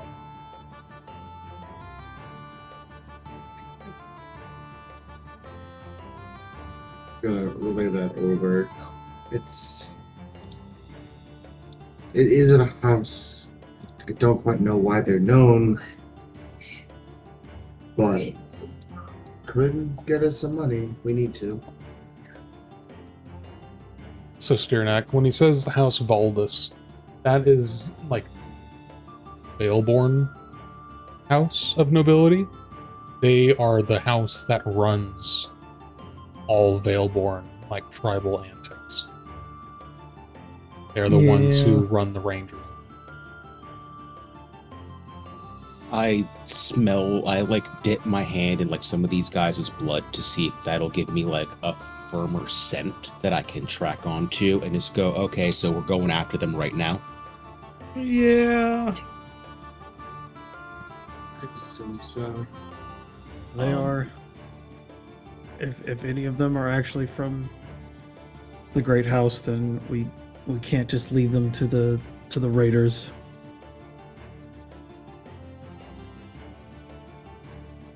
Now, if you guys do remember, this is going to be a reminder just from the DM. There was a bounty for Grozari heads given to you. Yeah. But it's going to take us like 20 minutes to cut off all 5 of these heads. Can I just like cut off like their left ear or something? Nope, you wanted heads. Screw it. This ain't it. This is more important. If anything, we can come back, or hopefully the rest of the party, knows what we're doing. We told them that we were leaving, so hopefully when they're on the road to us, they see this and decide to cash in. Our horses are also parked right next to the road, so Yeah. unless we're taking them with us into a forest. Steernack personally does not have the ability to ride a horse in a thick forest. I wouldn't want to I don't think I have like advantage on like tracking stuff on a horse. I think that would give me just the opposite. Probably the same here. Stunak doesn't do tracking. He's not a thing he's ever been good at. I'll leave that to you guys. All right, I'm gonna like again just grab some blood to like get the scent, so I have this like something that if any of them are wounded or anything like that, I can just. But I'm just gonna be like mainly looking for footprints right now, and then following them into the woods. Hey, Looney, are you doing anything? I think there's much she can do in terms of tracking or anything. Stop. Try to do nature perception. What are you looking for? What would try like helping try and like follow or find any tracks to follow? What would that be? Like a roll was. You guys already found the tracks, but you can do investigation, perception, nature, whichever's the highest for you. Do perception and try and keep following it if it ever splits off or gets hard to find. Gotcha. Okay. Go ahead.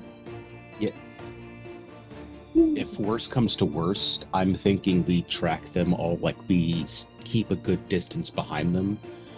If we can save them, if they, let's say they stop in the middle of the woods and we can save them, we do that, but we can probably track them all the way back to a like a stronghold or something. You can try. Okay, so it takes you about an hour of trekking through thick forest, but you manage to keep pace with them. You know, you're behind by like 15 minutes, let's say. But as you guys keep going, you notice the land starting to go up as the land gets more hilly. And then you manage to crest a hill overlooking a flat area between a bunch of hills. And you see this.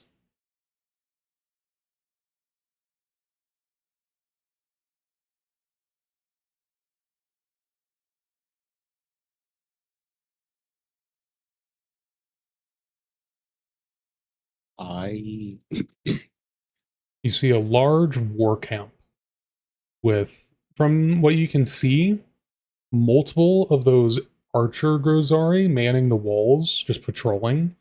You see dozens outside working in some kind of trench works and standing guard at some gates. You cannot see how many are further in the camp, but there are dozens of tents.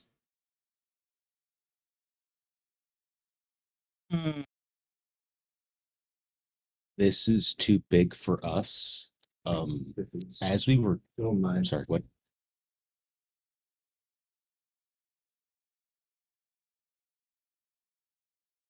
What was that, Vaylor? Oh, I just said walking up seeing it. Oh my.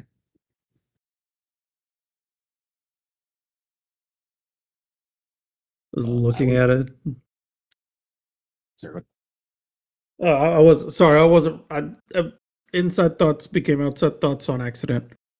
As you guys are looking at it, especially Oxten and Stiernak being military guys, Oxten, you in particular, being a former raider, just from a rough estimate, you can guess this is probably at least 50 to 100 Grozari. I think it's safe to say we found a main camp. Mm.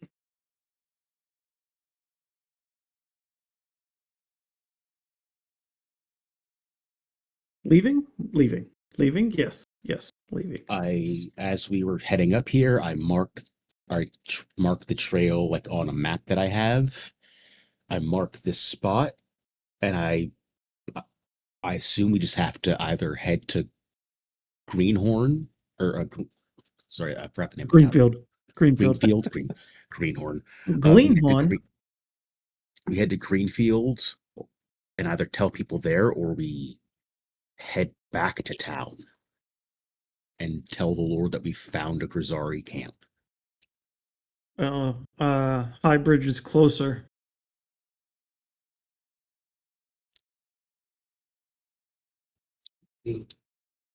As you guys are standing there discussing this, you see out across the, because you're kind of on a hill overlooking it. You can't see past palisades, but you can see, to the other side. You see on another hill on this direction, you see dozens of Grozari marching back into the camp, and you see people walking in between them, stumbling. You can't tell from this distance who they are or how many, but obviously they are human in shape and size, and they are not walking as friends. Oh my god, the second I get back to town, I'm buying a spyglass. So there's about 36 from your rough estimate, Grozari marching in, and between them, as if, in like military movies, how you march prisoners? You have a couple of guys on either side, and the prisoners are marched in the middle. There's a couple hundred prisoners. Jeez. This Okay. is way out of my league. Yep. All right. Let's go back to High Bridge. Maybe they'll send an army that can take this to the fortified position. I don't even think we could sneak in there, even if we tried. Not without pass, without trace. What's that? Well, everyone roll me perception. Okay.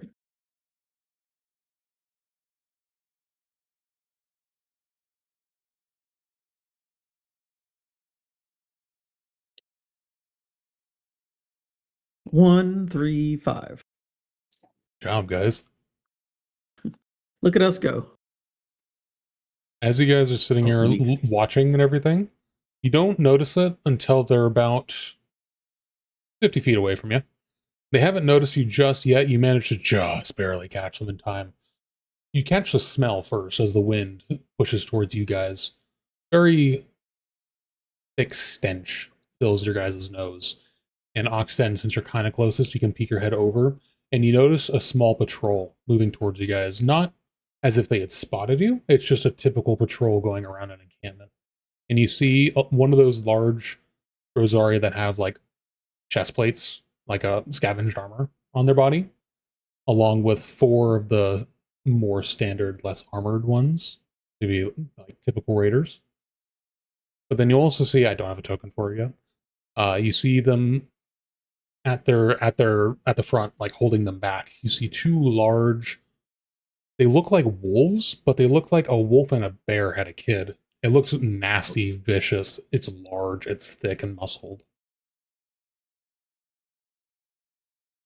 If I have any form of inspiration, we are stealthing out of here.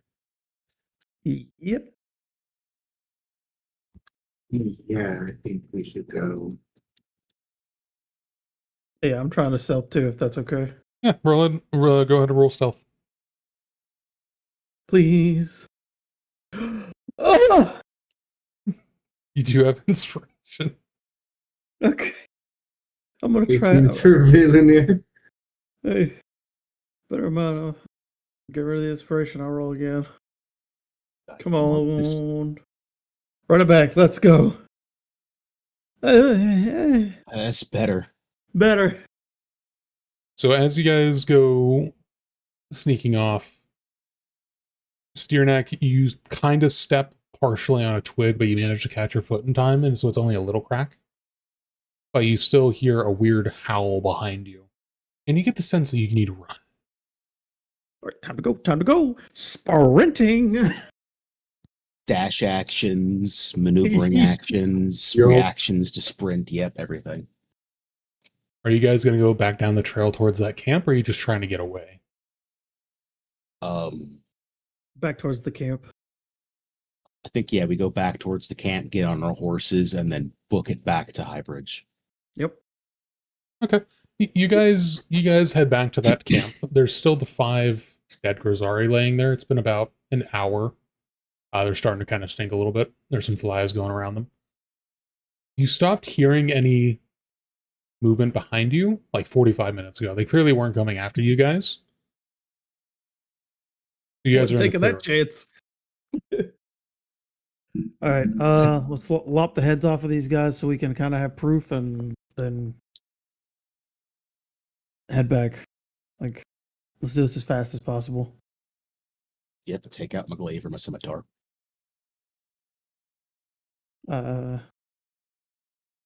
I'll start assisting Valinir, who has giant poleaxe. Let's say it takes you guys like 15 minutes. You guys are all military focused or military trained at some point. You all know how to fight. It's not difficult for you guys to cut off a not moving head. So you guys collect 5 Grozari heads, whoever wants to put that in their inventory. I'll tie it to my I'll tie him to my saddle with my rope. Do you guys want to leave them out in the open, or do you want to? I would say you could find some sacks large enough at this abandoned camp. I have a saddlebag. Oh, then yeah, if you have a saddlebag, you do it. You got it. But you want to, so you want to put these in your saddlebag with the other stuff? The bleeding blood? Right now, my saddlebag is empty. The only thing in it are just like some cattle chops and 1 platinum coin, just in case. Okay. I can deal with the bloody platinum. I think that'll spend just as well. All right, whoever wants to put them in, Get some questions. just put it in your inventory 5 Grozari heads.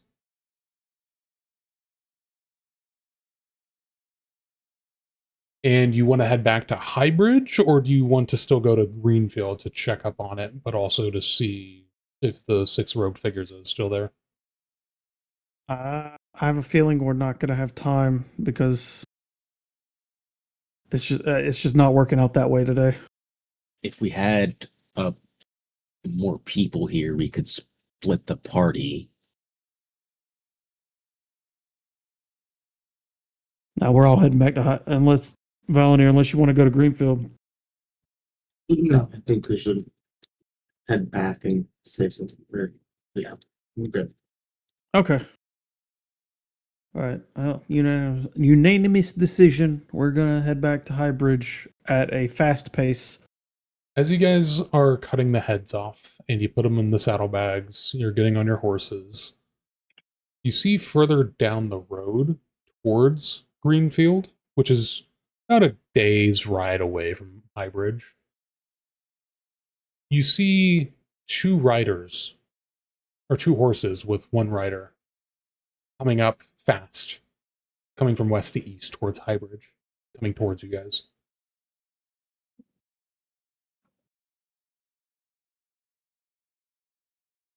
What's he look like? What are they wearing? As they get closer and closer at about 60 feet, for one, they're not riding a horse. They're actually riding what looks to be a large elk. At least as far as you can tell, you've never seen one of these creatures. But it's moving extremely fast. The person on it is as far as you can tell, a human from this distance. But they're wearing, like, clothing to cover themselves.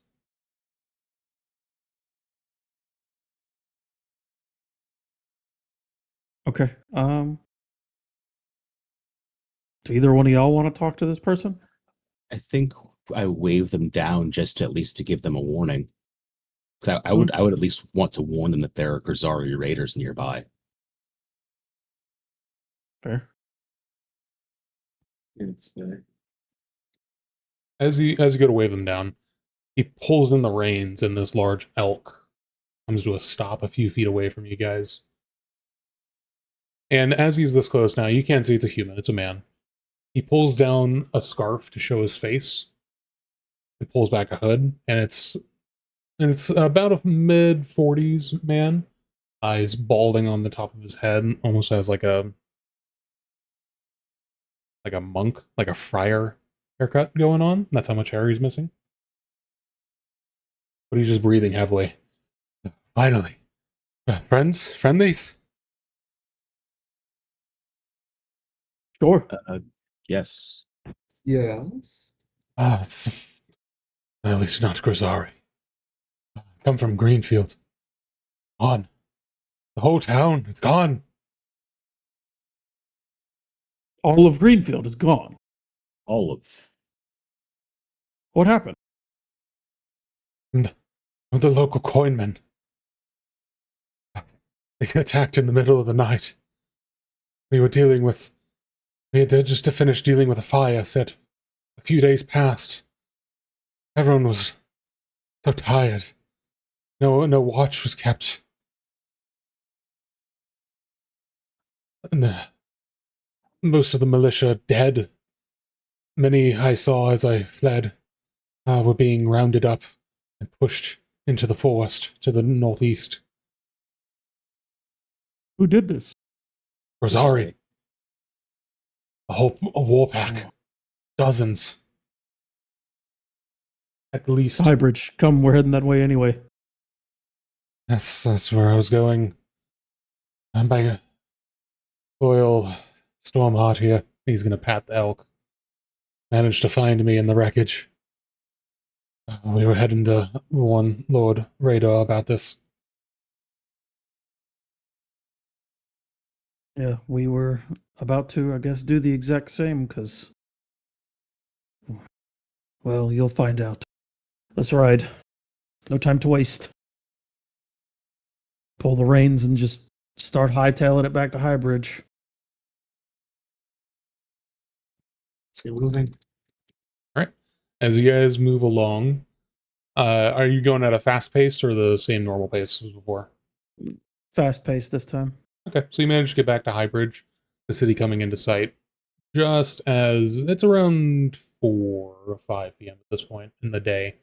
The sun is starting to set into nighttime. The city comes back into view. As you guys come tearing down the roadway, the small group of guards, because again, this gate isn't as well defended as the bridge gate, and so about 3 guards see you guys come running towards the gates, and they get up, pull their halberds out, and lower them, not in a threatening manner, but just, defensively. I yell at them from a distance. Hail, we have news of the Grisari. We need to speak with the Lord. Urgently. You're just going to call out, "Open the gates!" And the gate will open for you guys. We're tearing ass straight to the keep. As fast as Yeah, we can. we just double time it. Any guards, we just to get in our way, we just tell them, Grisari, we found them. Okay. A bunch of civilians have to jump out of the way of the path, but you guys sprint your way forward. It's the second time in a week, riders are messing up. They're They're gonna have to put turning exactly into what we're going after. You're gonna have to put some new laws here. No horses in the city. The speed limit. Not the speed limit. Must maximum speed a light trot. But you tear your way through the cobblestone. You know what? Roll me animal handling, all of you. Let's see how well you are at dodging civilians. So I believe. Hang on. I believe. A 24. Yeah, I believe I get advantage. I'm trying to. Never. I would like to use my inspiration so I don't kill a kid. Yeah, I get advantage on any ability check you make to remain mounted. Okay, This is an 11. technically to control the mount, but I'll give it to you. Okay, I figured I'd try, Just so you don't kill a child, I'll give it to you. Never mind. Yeah, at 11. We'll say a teenager, but he was a bit of an asshole. We'll say Valunia's in the front, and so they're kind of getting people out of the way. You managed not to hurt anyone too bad. A horse. Okay. When Oxten unfortunately bumps into a guard, Spearneck bumps into a smith as he's carrying some metal to the forge. You guys managed to get up to the 3rd tier of the city without hurting anyone too much. I apologize profusely for anybody I hit. Just galloping past. Hurry, hurry! I'm sorry. I'm so sorry. Oh God, I'm sorry. I'm sorry. Yeah. Yo, It's like one of those telltale like action sequences where you're just failing miserably every single time. Oh my god. You did not pass the Fucking town QT. people will remember this. But as you guys make it to the third tier, word has spread along the walls of this commotion, and you're met at the third tier gatehouse with a line of halberds. Even though you are known, 3 horsemen just galloping frantically through an entire city is going to draw some unwanted attention. Yeah. Halt in the name of the Lord! Halt this commotion! We apologize for the commotion, but it is urgent. Speak. This man here says that Greenfield has fallen to the Grisari raiders, and we need to speak with the Lord because we believe we know their location. Are we persuasion at advantage? Okay. To give them if I can give them the help action, I'd like to show them like the crest of the woman that we that got captured. If that would help at all. I wouldn't say no. I show my leg wound. You're showing him some leg. These that has passed. And I also have 5 Grisari. No, I'm showing my leg wound. No, I know, but still. This medieval times, wounds are Please. common. Look how bad this one is. This clearly has to be from them. Giant javelin hole. One of the guards just, my lady, you have a very nice thigh. Please stop doing that. We're on duty.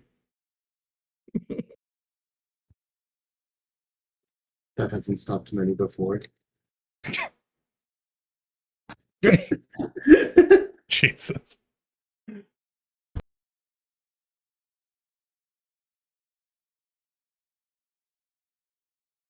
Fine, fine. But tell the Lord. Then a runner. Please get off your horses so you don't kill anyone. There. And I'll unmount. Same. Same. The contingent of guards, about a dozen strong, will relax around you guys. It takes about 10 minutes. One of them goes over and checks out the man from Greenfield to make sure he isn't injured, and starts bandaging a couple of wounds on his arms and legs.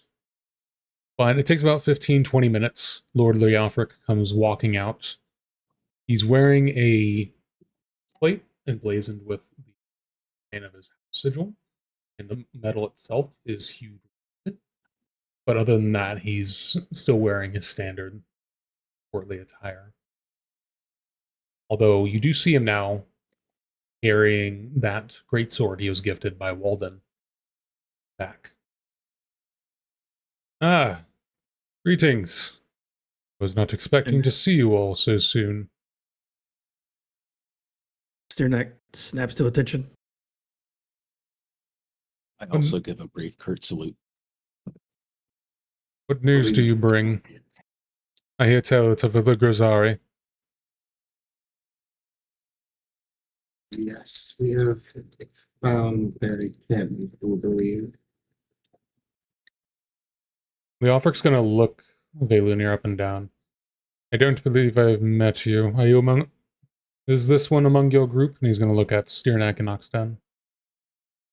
Sir, yes, they are. They were back at the tavern while we were doing our meeting with you, merely because they were tired and still sleeping. The pleasure is No, mine. And he's gonna walk towards Velunir, hand out. Lord Leofric Raedor of Highbridge. She's going to very daintily and kind of grab his hand, but like not really make a full contact. She doesn't really want to, and just go, it's a pleasure. The name's Velunir. As you try to not go for contact, he is just going to reach out and grab your forearm. He's a large individual, like large for a human. He's around 6.5 feet tall. He towers over every other human in the town. He's just going to grab your forearm, like, deal in, you son of a bitch. Okay, then. It's good to meet you. I've not had good dealings with your kind from the south, but I shall treat you fairly. Thank you. He's gonna let go of Valunir after a second, just meeting your eyes for a moment, and then look back to Steerneck and Oxten. I'd be gladdened to you to hear that the survivors of Mistharbor had arrived while you guys were gone. Lord Aldemir told me of his little encounter with... He's going to look back at Valunir. Our southern friends.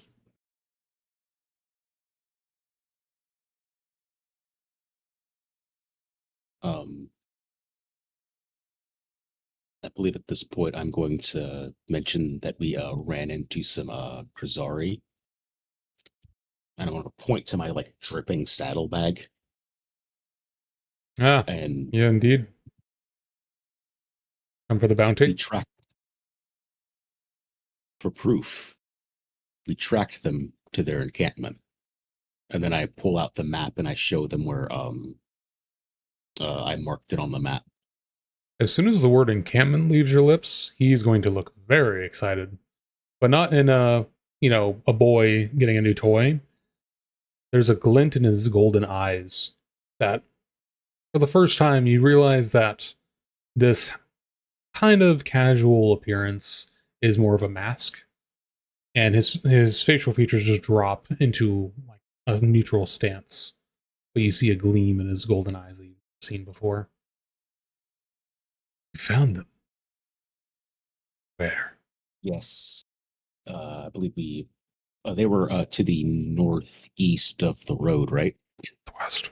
In between here and Greenfield. Fascinating. And can you lead us back there? Can you lead us back there? Oh, certainly. I also show him the brooch that I found. And I say, we caught them. We interrupt them in the middle of capturing women hostages. Unfortunately, we were unable to rescue them, but that is how we were able to find them. And I say, do you recognize this brooch? His eyes will glance down at the brooch, looking at it a moment. It's the sigil of House Valdis. However, if you found them capturing women, more than likely they're already dead. Besides, we have as likely as to kill. you, not as likely as you might think, my lord, because they also captured hundreds of people from Greenfield. How would they have captured hundreds of people from Greenfield? And then he's going to kind of look past you guys at the very small, now bandaged man. You're the local tax man, the coin man. What was your name? Talworth, yes? The smaller man. Yes, my lord. Osbert Talworth.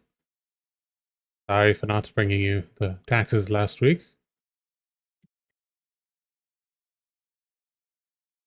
The Africa just kind of wave it past. What happened? Osbert will go through his little tale again. As he's giving the tale, Leofric, that glint in his eye, it's just going to get brighter.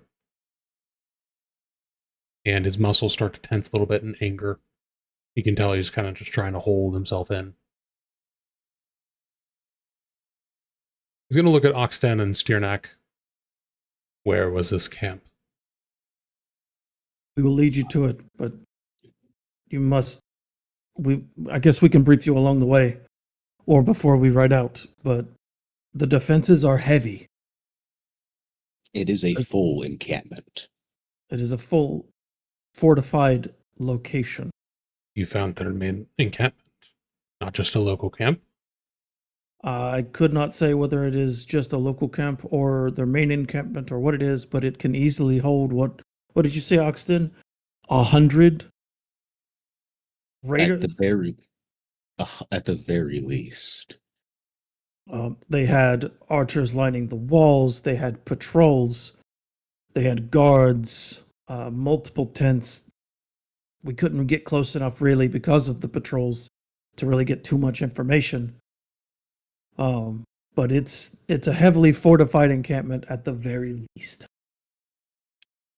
And we saw more than one with makeshift armor, so we can assume that there are more of them that are armored in there as well.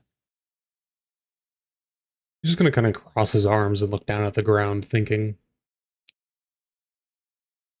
they seem more organized than seasons past. You said On at top least of that, we 100? saw at least, and we saw them, a few dozen of them marching the survivors of Greenfield, a few hundred people into their encampment. At least an hour and a half ago, hour and a half ago.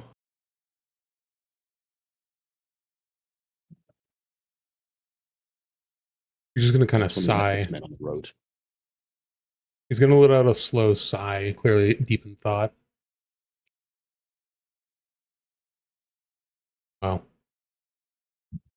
fortunately, with most of the men at Thorm's Watch dealing with the rebellion, there's not much I can do with my current force. We're at a skeleton crew as it is defending the city. It would take me at least a week to call up enough reserves from Eatmore, Thorm's Watch. Maybe I can get some from Telea.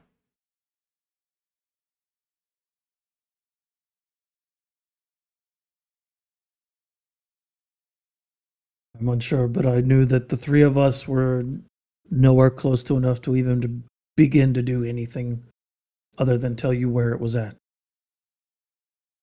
Your assistance will be required, that I have no doubt.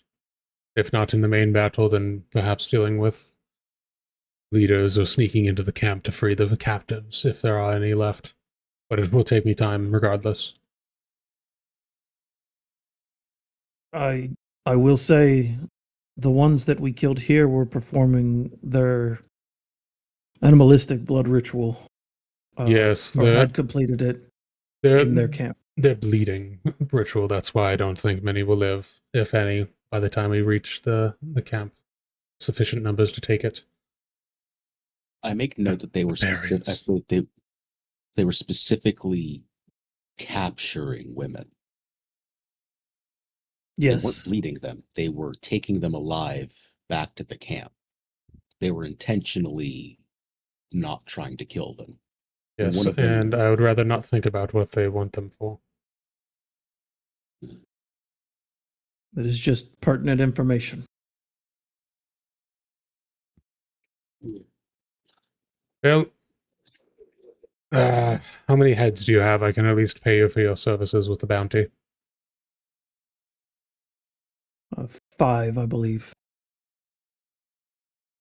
Very well. And then a little extra for the information scouting. He's going to look to It was. Did you not kill the archer? I thought you killed the archer. No, Archer got away. Oh, okay. Yeah. My apologies. Yeah, you got 5 heads. All right. So it takes about 2 minutes. One of his little retinue runs off back to the castle again and returns with a small pouch. He hands it to Steerneck. Upon looking inside, there's 20 gold. Okay. I will give. What is it? I'll give Velanir. Who did the and most in the Oxen- fight? I'll just give them Not each 7 me. gold. I'll just give them each 7 gold, and I'll take the 6. It's fine. They, In case I forgot to mention it in our last meeting, the bounty is 3 gold per head. The extra 5 was as a thank you for your service to the city and to the realm. And it is appreciated. Now, I definitely do need to go. I need to call up the banners. Scrounge up course. every man I can find.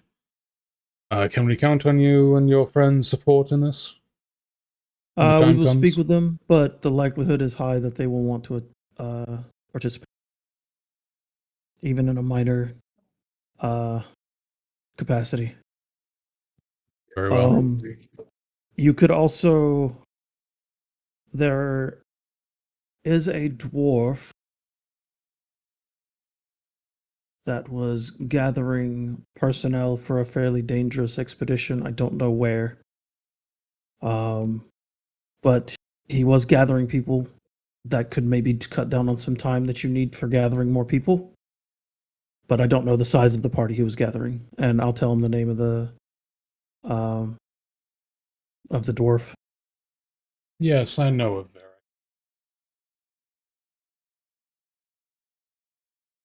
He's come to me asking for support for his little expedition. Yes, he asked us as well, but we'll see what happens. Very well. I have letters to write. Good day. And he's going to just Good day. walk off back towards the castle. Deep in thought.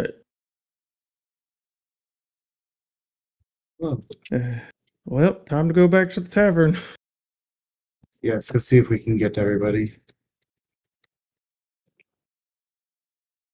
I just realized no one was doing notes, so I'm going to be filling in just like little blurbs. Don't worry about it, Treyo's going to do it. Oh, okay, cool.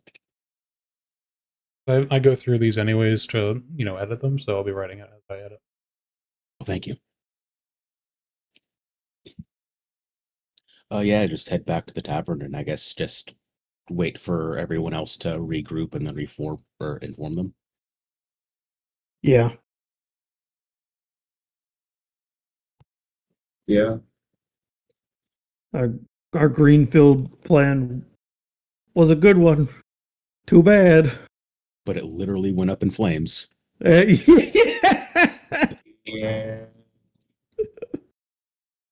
Oh man. Who knows? Maybe the Lord can convince the what is his name again? Virnak? Varric. Yeah. Varric. Varric.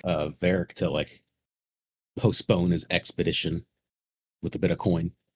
That's kind of what I was hoping was like maybe we can get them to help us do this and it'll postpone the expedition and we can still go on the expedition. Yeah, that's what I was going to mention him if you didn't. Glad we're on the same wavelength on that one. The more Makes the sense. merrier when you're like going to war with like what are basically giant ogre people. What was that, Ben? I said, it makes sense. As you guys are making your way back down to the tavern, though, I will say one last thing. Roll me perception. If that little shit. They followed us. Hey!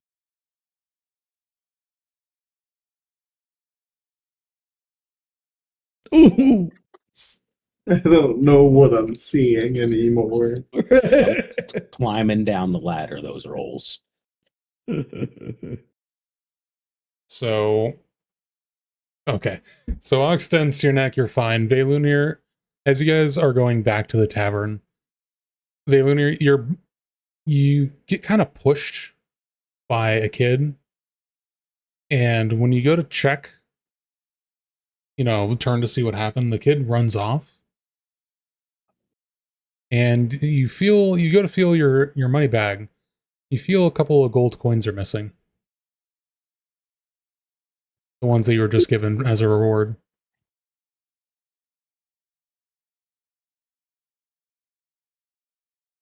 So subtract 2 gold from your... Oh, 2? Yeah. That's why I said a couple, not 7. So yeah, subtract 2 gold coins. Fucking children.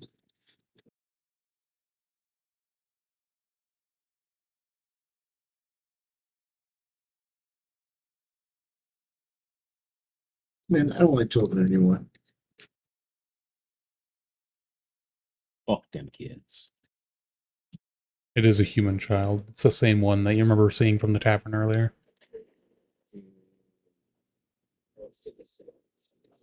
Ernak checks his gold coin bag just in case. Steernak, Oxen, you guys are totally fine. It was Velunir who was not paying attention. But you guys make it back to the tavern. At this point, the rest of the party had kind of gathered in the tavern, not really knowing where you three had gone, because it's been most of a day.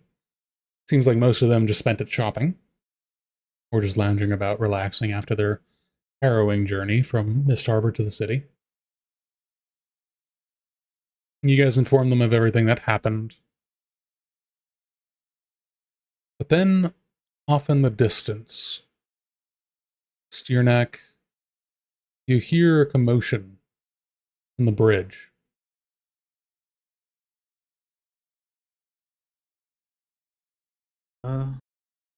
Like, do you guys hear that? Would I hear it after he points it out? No. After he points it out, you hear some kind of commotion coming from outside towards where the bridge is, because you guys are on the lowest tier of the city, nearest the bridge towards the east. Shall we investigate? At least go take a look. Yeah. We know what's in that direction. Yes, we do.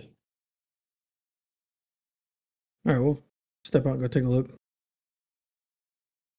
So going towards the little gatehouse by the bridge, you see, you don't, so there's a couple of guards that are standing there, but you see a horse come running back along the bridge. There's no rider on it. As the horse gets closer, you see it has the barding of Highbridge, which is red and white. On this horse, there is an arrow that's stuck into one of the pouches with a piece of paper wrapped on it. The horse isn't stopping for anyone, but you could try to catch it if you want to. Yeah, I'll try and like grab it by the reins and reel it in. Only animal handling. Make it I was come hoping out. athletics. Like, I'm also gonna try, like, just be there, like, being, like, body blocking if I can give him the help action for it. Yeah, go ahead. Go ahead, roll with advantage. Double 15s, damn. 50. So you manage to grab the reins and you give it a hard yank, stopping the horse. Assuming you would like to read the note attached to the arrow. I'll try and calm it down as best I can and try and like get an eye on the note. It's wrapped around the arrow, like the shaft of the arrow, so you can't really see what it reads. Okay. After the horse is at least not trying to kick anyone, I'll pull the arrow out and or not pull the arrow out, but unwrap the note. As you get closer, you can see that the arrow is actually embedded in the horse's side a little bit. It's not deep, but you can tell that it's nicked the skin under the saddlebag. But reading the note, it's in quick scribbled letters. Fog advanced past the roadway. Edric Vale missing. Well, yeah. That's the second worst thing that could have happened. Oh no. All right, I'll walk over towards the guards at the gate and hand it over. One of the guards, he has... So the way, as you guys have gotten kind of used to the guards, the way that you can kind of tell they kind of differentiate each other in terms of rank is they each have a pauldron that is a bit more ornate than others. And so this guy has like also look like parapets coming from his right shoulder, in 3 like little marks in the metal coming up. You can kind of tell he's got the air of someone in charge. Mm-hmm. He reads it. Yeah, that's the captain's writing. Can you not read, sir? I can. I just said that's the captain's writing. Ah, This is do you know what they mean by the fog? we were all kind of given word of Mistharbor. Assuming it's the fog from that. That would be my assumption as well. As for why the captain would say he's missing, he's going to kind of turn. And he's going to turn towards the actual gatehouse itself. And you see another man in there with a cloak on. You haven't heard much about these guys, but you know that Highbridge is well known for a small secretive group of rangers. And Edric Vale is specifically ranger captain. Mm-hmm. This cloaked man is going to step out from the shadows of the gatehouse. When in danger, its rangers are trained to shoot an arrow, not hard, shoot an arrow at our horses, which are trained to return to the city upon harm. So he must have got dismounted or tried to get word to us. I don't think the captain is dead, but he's probably trying to make his way back here behind enemy lines.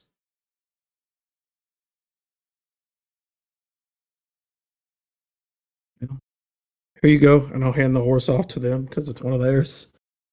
I thank you. The ranger will just take it and start pulling it away towards the second tier of the city.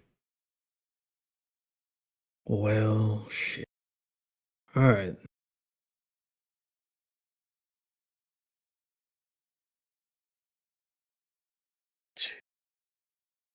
I have no idea what to do. We're on one side we have raiders stealing entire towns of people, and on the other we have a fog of imminent doom encroaching even closer to us. I think we're stuck here.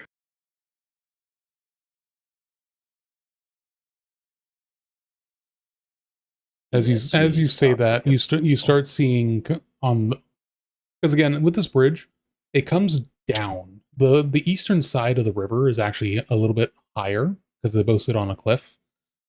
And from the crest of that hill that the road goes towards the east, you start seeing wagons and horses and all those little hamlets and villages that you guys passed. There wasn't many, but you can tell these are people that are fleeing towards the city.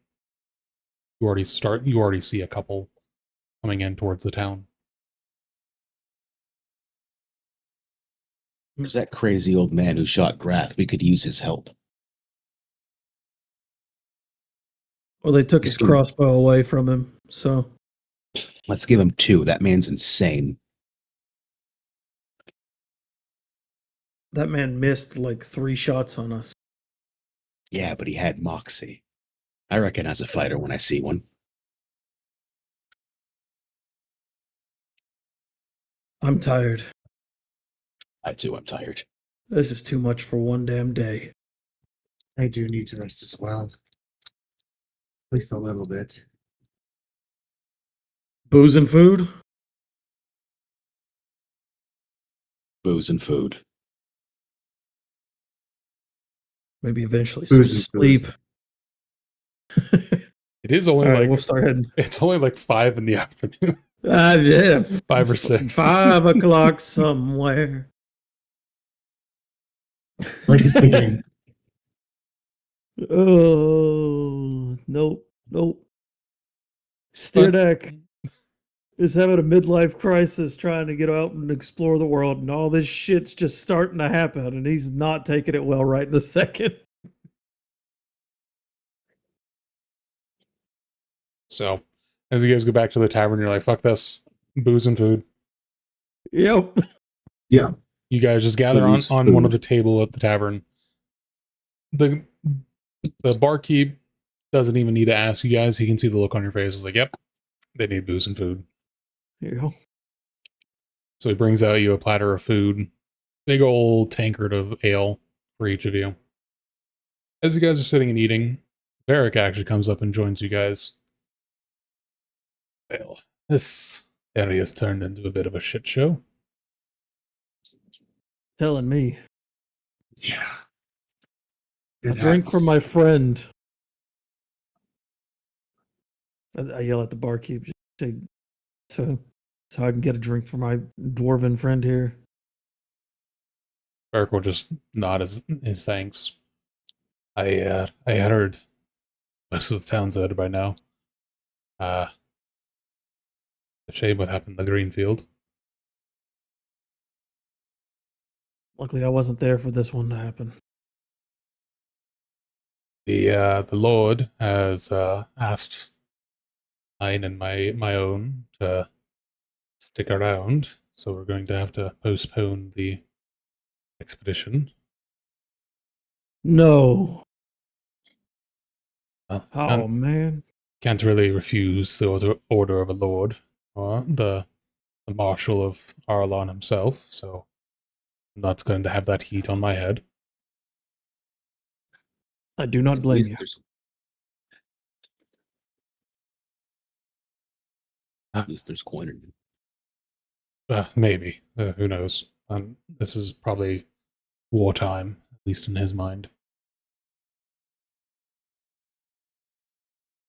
By the way, I know you guys are fighters, so well, if what I think is coming attacks the city, we'll try to stick with you and help you. I hope in return you will join us for the expedition if we survive whatever's coming. I have plans to see what happens. Oh, right on cue. As he says that, he turns to the door. You see about 40 old armored men come walking into the tavern. They're all carrying a similar weapon. You guys have seen this weapon sometimes before, especially Steernack, given your location, where you're from.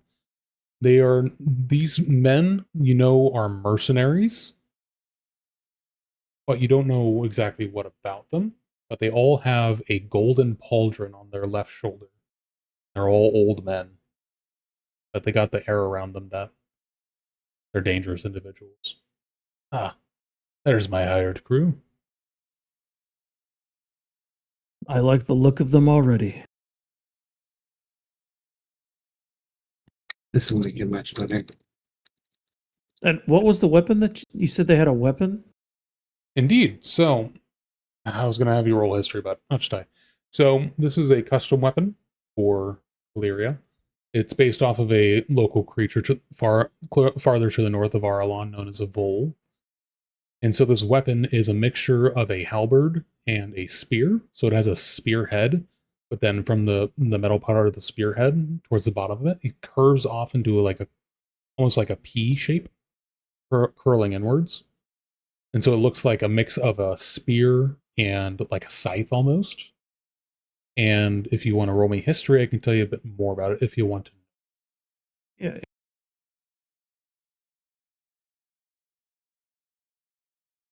Hey! You are one of those people who really love military history, like the equivalent of World War II. You love military history, so you know this weapon was developed in coordination or in development of the Grozari Wars back in the day when humanity first took over the continent. And this weapon is designed to kill Grozari. It takes usually a team of 2 to 3 men. They will slice backs of Grozari heels and legs to make them fall to the ground, or they then jump on them with short swords to kill a Grozari. These men in particular, with their golden pauldrons, you know, again, to the north of the kingdom of Arlon and the Valley Lords, there is a mercenary system where men who earn coin through mercenary work turn some of those coins into pauldrons, denoting their experience. And so for those men to have golden pauldrons, you know that they are extremely seasoned mercenaries. Hail, friends from the north. Aye. You're just going to hear a chorus of, aye. They're just going to look almost in unison. We need ale. We hear there's Gozari to be killed. Barkeep will just run off and start gathering as time will many tell. tankards as he has. Yeah. It's a 40 top. It's a 40 top. The one interesting bit about this group of mercenaries that entered the tavern is it's actually not all just humans.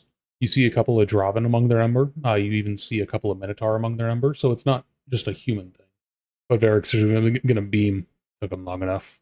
See, that's who I was waiting for. Up north are known as, call themselves the Grey Company or something like that. All I know is they're a bunch of seasoned bastards. They can kill things good. That's the understatement of the century. As long as they can kill things. They are. Do all of you see those golden pauldrons? I assume you do, because they're nice, bright, and shiny on their shoulders. Yes. That is made out of gold coins that they've earned as mercenaries. They had enough from mercenary work to just make a piece of decorative armor. Okay. On top of that, they're mercenaries, but they're also old mercenaries. And there's an old saying, be wary of those who are old in a profession where getting old doesn't happen very Very high charisma check there. I got a 13. Well, no, just with the way you were doing the saying, it's where they don't really make it to old that long. I knew I had a 0, so I couldn't say it perfectly, or else it wouldn't fit my character. But yeah, so you guys start having some allies gathering. There are multiple threats around the city now. You have gathered intelligence and found the location of what appears to be a Grozari war camp. Notably, these were not the pale Grozari that you were told about from Grath and Ella's encounter on the road from Mistharbor. These were standard colored, tan, brown, bronze-colored Grozari. But then also you have learned that the fog from Mistharbor has started its advance again, and is at the very least, as far as you are aware, at that T intersection between Highbridge and Thorm's Watch. Yep. Not looking good, boys. It is not. This seems like it is a tomorrow problem. And I just chug up, just neck a pint of ale. Cheers to that. Styrac does the same thing. Follows through. Linear is going to do the same thing. Yeah. All right, I need you all to roll me Constitution saving throws. See if you can hold it down. Oh, this would be great. No. No, we do not. Oxten? Did it not roll for me? Real? Oh my god. Okay. So, I'm hoping to get as drunk. Oxten, as you go to lead this round of drinks and start chugging your tankard, Tirnak and Veilunir are looking at you, kind of start doing the same quickly. He's like, we're doing this, okay. Oxten, you managed to chug your entire drink. You're a little tipsy, you got a burp a second. Oh god, that was a lot. But you managed to hold it in. Veilunir and Tirnak, as soon as you guys start chugging, you kind of just forget to breathe for a second and it goes down the wrong pipe, and suddenly you just cough it all up. It goes all over the table. It Yes, that's the burns. spirit. More ale. I give you pats on the back. Arms up, arms up. Oh, good. That was not fun. Varric's just gonna look at you two. On the first tankard? It was then my he's- mistake. Then he's gonna try to It's gone the chug. wrong way. Then he's gonna try to chug his. He goes to chug his, and on the last gulp, he kind of sputtered. Hey, wasn't that bad? Uh-huh. Sure. At least I swallowed most of mine. Damn it, another. Maybe I'll take my time with my next drink. The pointy ears wussing out. Yes, because that hurt a lot. Coward. Pain is weakness leaving the body. So another round is brought around. You guys have a new tankard of ale in front of you. Do you want to try to drink another round so you last the longest?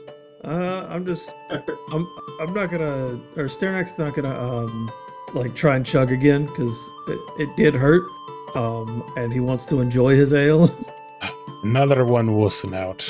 And Varric's gonna look at you, Oxten. Well, big man, I try to go round for round with this little dwarf. I just realized I actually did a charisma saving throw instead of constitution. Go ahead and reroll. Okay. Oh, that doesn't help me at all. Oh, even worse. Baylunir is face down in the table, in the coughed up ale, still trying to catch her breath again. I'm just gonna like pat Valenier on the back and be like, yeah, arms up. Let's just like put your arms up. You gotta breathe. I've seen this happen before. And then just be like, I'm just gonna in a second wait till Valenier's good, and then yeah, screw it. That's my man. Try and neck another one. Oh my god. He's not doing well today. So for your second Nat round, 20. Oxten, you managed to just drink this entire thing down. Not a single problem. For a second, you even think, is this water? Did they forget to give me ale? But then you look down and it's like, oh, nope, that's ale. I go, no, see, what you have to do is you have to like straighten out your posture. It's all in the posture. Then you gotta like align your neck with it, and you gotta take it down like this. And you have to make sure that there's an airflow. And it helps sometimes if you swirl the glass first and then take it down. And then just one straight shot. Varric follows you pretty much almost perfectly right afterwards. There's a little bit of dribble coming down the side of his mouth. At least you can hold your liquor. Unlike these two lightweights. What do you say? You're still On the round? not just giving it 1,000-mile stare. Just going over what has happened today alone. The past like 4 days have been hell for us. That's why it's Hence time to the beer drink. chugging. He's gonna. Because tomorrow ain't getting much better. Varric is gonna look at you, Steernack. In your honor as a man, drink another round. Okay, he'll chug. Can I give him the help action just like with the advice I showed him earlier with that nat 20? Nah, I'm 1v1 in this, bro. I'm 1v1 in it. Constitution saving throw. Oh, much better. So you trying to follow Oxten's advice, it actually does manage to help you a little bit, but you're a little confused on when to do it. So you have one arm raised in the air as the other is drinking the tankard down, but for whatever reason it actually works for you, and you manage to get it down with ease. Steernack, just after finishing it, raises his other arm up in the air with the tanker there. Ah, that's more like it. What do you say, boys? Another round? See who is the last one standing. Sounds good to me. I might actually have to bow out. I might need my aim to be steady tomorrow. Coward. 10 gold on the line. 10 gold. Winner takes. This is going to be like a 50-50 roll. Against his better judgment, Oxen is going to stay down there and chug beers all night. But there was also the placement of a bet. So who's joining the bet of 10 gold? Winner takes all. I put 10 gold down before I even notice. Steernack will put 10 gold down. 30 gold pots. First one, last one, stand and wins. Baylunir will put 10 down. All eyes. I need to have at least some fun today. The 40 graybeards have kind of gathered around you guys and are cheering you all on. But as Valinir suddenly comes out from left field and slides the 10 gold onto the table, everyone's kind of looking at her. I need to have some fun, or at least try. That's the spirit. Eric's gonna just call. Maybe they're not so bad for the pointy ears, but you have some catching up to do. Great. First drink's on you. Roll another Constitution saving throw.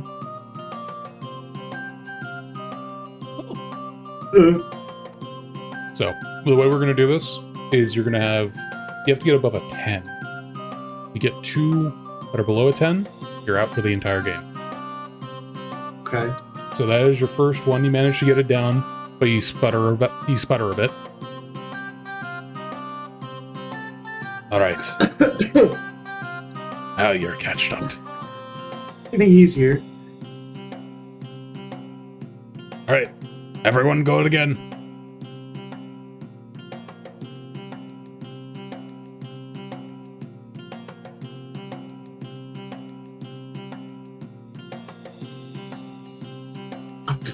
So unfortunately, as you guys go to drink the fourth round, not only does Velunir go out, Varric, after, a bunch of tough talk, as he's drinking this tankard, he leans back, until suddenly he falls off the bench, the tankard following him. He hits the ground with a hard thud. Ale just all soaked into his short beard and hair. He's passed out. Can't tell if it's from the alcohol or from hitting his head on the ground, but he's out. I like him. I do too. Steernack will stand up and start laughing at him. Velunir, you go out as well, but describe to us how Velunir goes out. Just gonna finish it and then just pass out at the counter and just hit her head on the table. So Velunir just slumps down, head hitting the table. Not even trying to catch herself with her arm, just forehead on the wood. She's out. Bunk.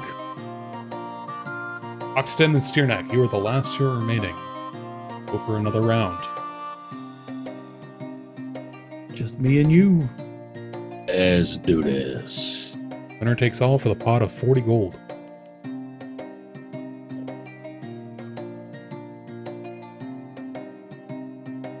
Wait, what did I roll twice? I only saw once. You're good. Alright.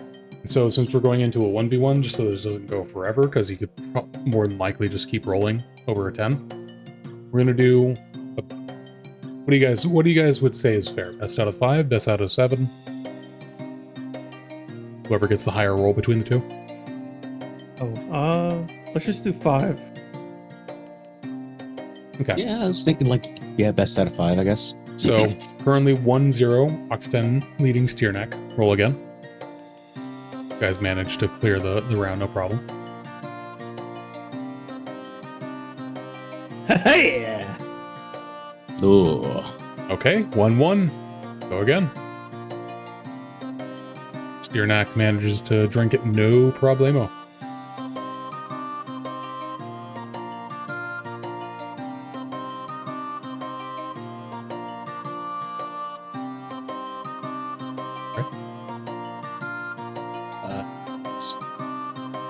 Also, I think his internet's dying again.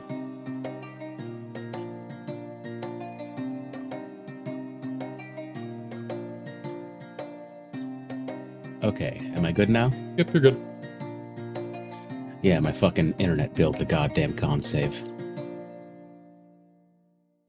Oh! Oh.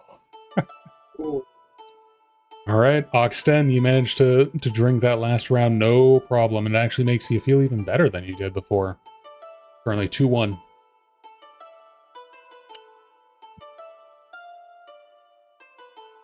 No. Oh. Come on, roll on. Roll on.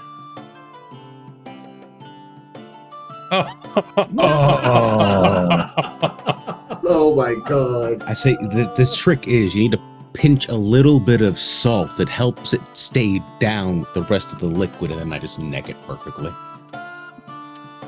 Not telling him that it absolutely changes the taste. Roll me a sleight of hand to try to sneak that salt in. That is something extra. Steernack, roll me perception.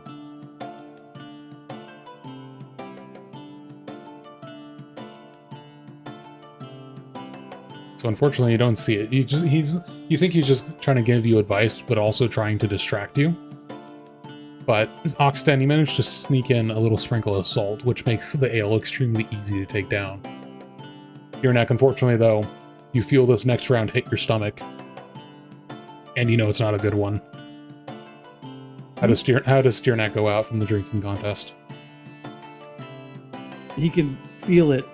It's coming back up. But I'm gonna say that because I rolled under a 10 this time. On the last one. I know, And but he just bolts for the door. Alright, so suddenly Steernack jumps up from the table, hands holding his stomach, and he pushes his way through the graybeards. Everyone's kind of laughing as he ran out. And for Steernack, it's pretty awful. For everyone else, you just hear the sounds of